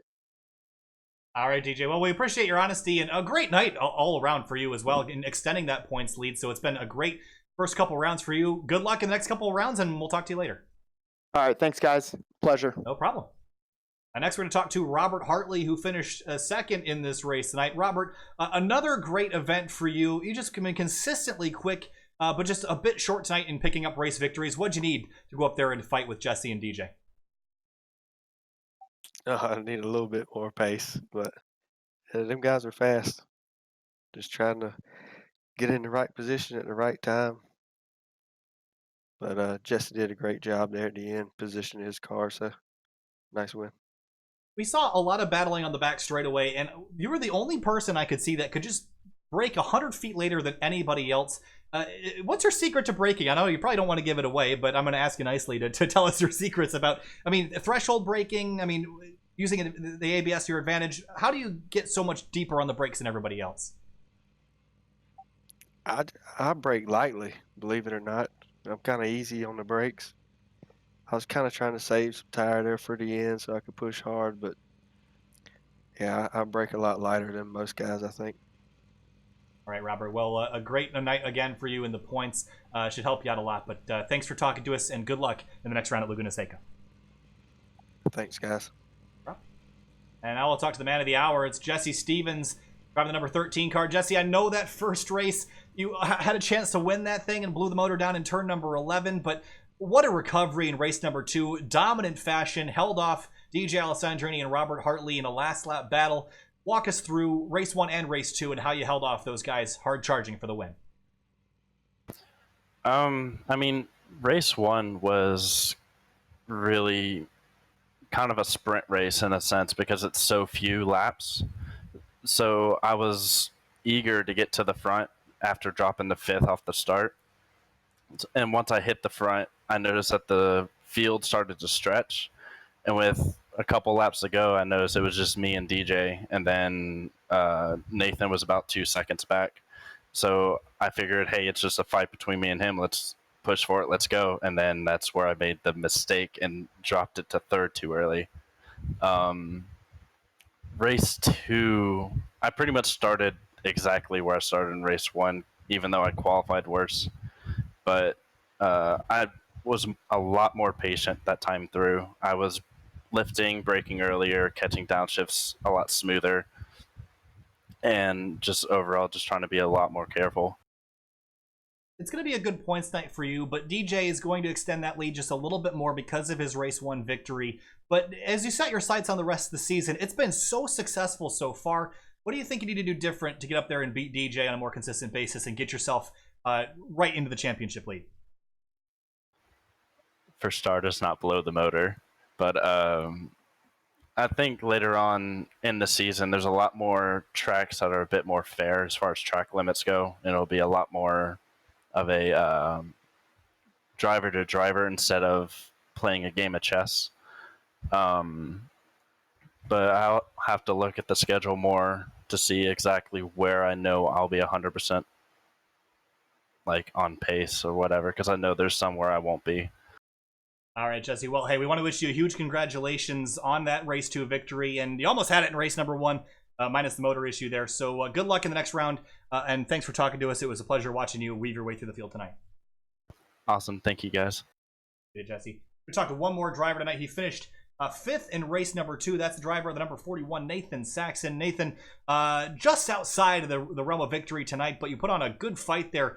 There was some contact there with Dakota Dickerson on the white flag lap of the race number 2. Walk us through those closing moments in this last race. Yeah, I made a couple mistakes through the back half of the track and lost a little bit of time on the leaders and was trying to gain that back. He threw it up the inside turn one, which it was a good battle. I mean, that's how I saw it, no contact or anything. And then coming out of the S's, maybe he just thought he was gonna stick it more than he did, but it's fair enough. That's racing, but kind of ruined my chance of getting back to the leaders. But that. As we head throughout the rest of the season, Nathan, you've been putting on some good performances, but a couple of guys are definitely showing that they have a ton of pace. Jesse Stevens, Robert Hartley, DJ Alessandrini. What do you think you need to do differently to get yourself up and solidly compete with them for the next couple rounds? I mean, honestly, I think it's my race pace. I in practice and usually in qualifying, I mean, this place is a little different where you're just trying not to get a 1X in qualifying, but I think I do pretty decent. It's just in race pace. Those guys really don't make mistakes, and I just got to work on following closely and making moves because I'm able to stick with them. But yeah, racecraft is a whole nother thing. Nathan, thanks for talking to us. It was a great result for you either way tonight. 2 good finishes. Thanks for talking to us, and good luck next round at Laguna Seca. Thank you very much. It was a lot of fun. That'll do it for interviews tonight. And we want to give Peter Enzer a huge thank you. Peter, thanks for joining us. I hope you enjoyed what you saw tonight, and we wish you the best of luck in the Global MX-5 Challenge this year. We'll be watching and rooting for you the whole season. Thanks, I had a blast. Thanks for having me on. Hope to do it again sometime.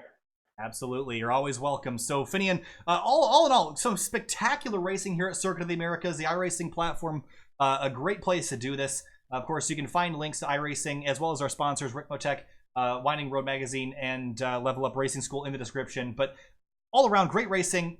Kind of physical tonight, especially in race number 2. But and the stewards definitely cracked down on that a lot. But we definitely didn't see quite as much track limit manipulation as we thought we would see. But I know that next round at Laguna Seca, we're not going to see that because if you go off track there, you're going to be done. Yeah, you're going to go into a wall or over a hill or something. So yeah, you're going to be a lot more careful there. But yeah, we're looking forward to Laguna Seca. That's a much more different track than this. This is one of the most technical tracks on the calendar. We go to Laguna Seca going up and down hills, so that's going to be really fun to watch. Yeah, the runoff at Circuit of the Americas is about 15 miles of asphalt. At Laguna Seca, it's about 10 feet of sand. Yeah. So not a whole lot of room for error there. And then, of course, the infamous corkscrew coming up. That is on May 22nd. But that's going to do it for us tonight with the 2019 SPEC MX-5 SimRacing Challenge, round number 3 from Circuit of the Americas. Again, we're going to let you go here in just a moment, but again, please check out those links in the description to our sponsors and to iRacing, and join the service if you want to be a part of this in the future. Again, hopefully the series will last long into the future and bring out more drivers to compete in the real series like Peter Enzer did. And remember, Enzer won the championship and is now competing in the Global MX-5 Challenge Series, where there is just upward mobility from there in terms of finding your way to other series like IndyCar, NASCAR, Trans Am, all sorts of stuff. So exciting things coming. And again, the season end champion. We're 3 rounds through of the 11 so far, so it's been a great run so far. And we'll see you in a month at Laguna Seca. Thanks for watching. See you later. Have a good night.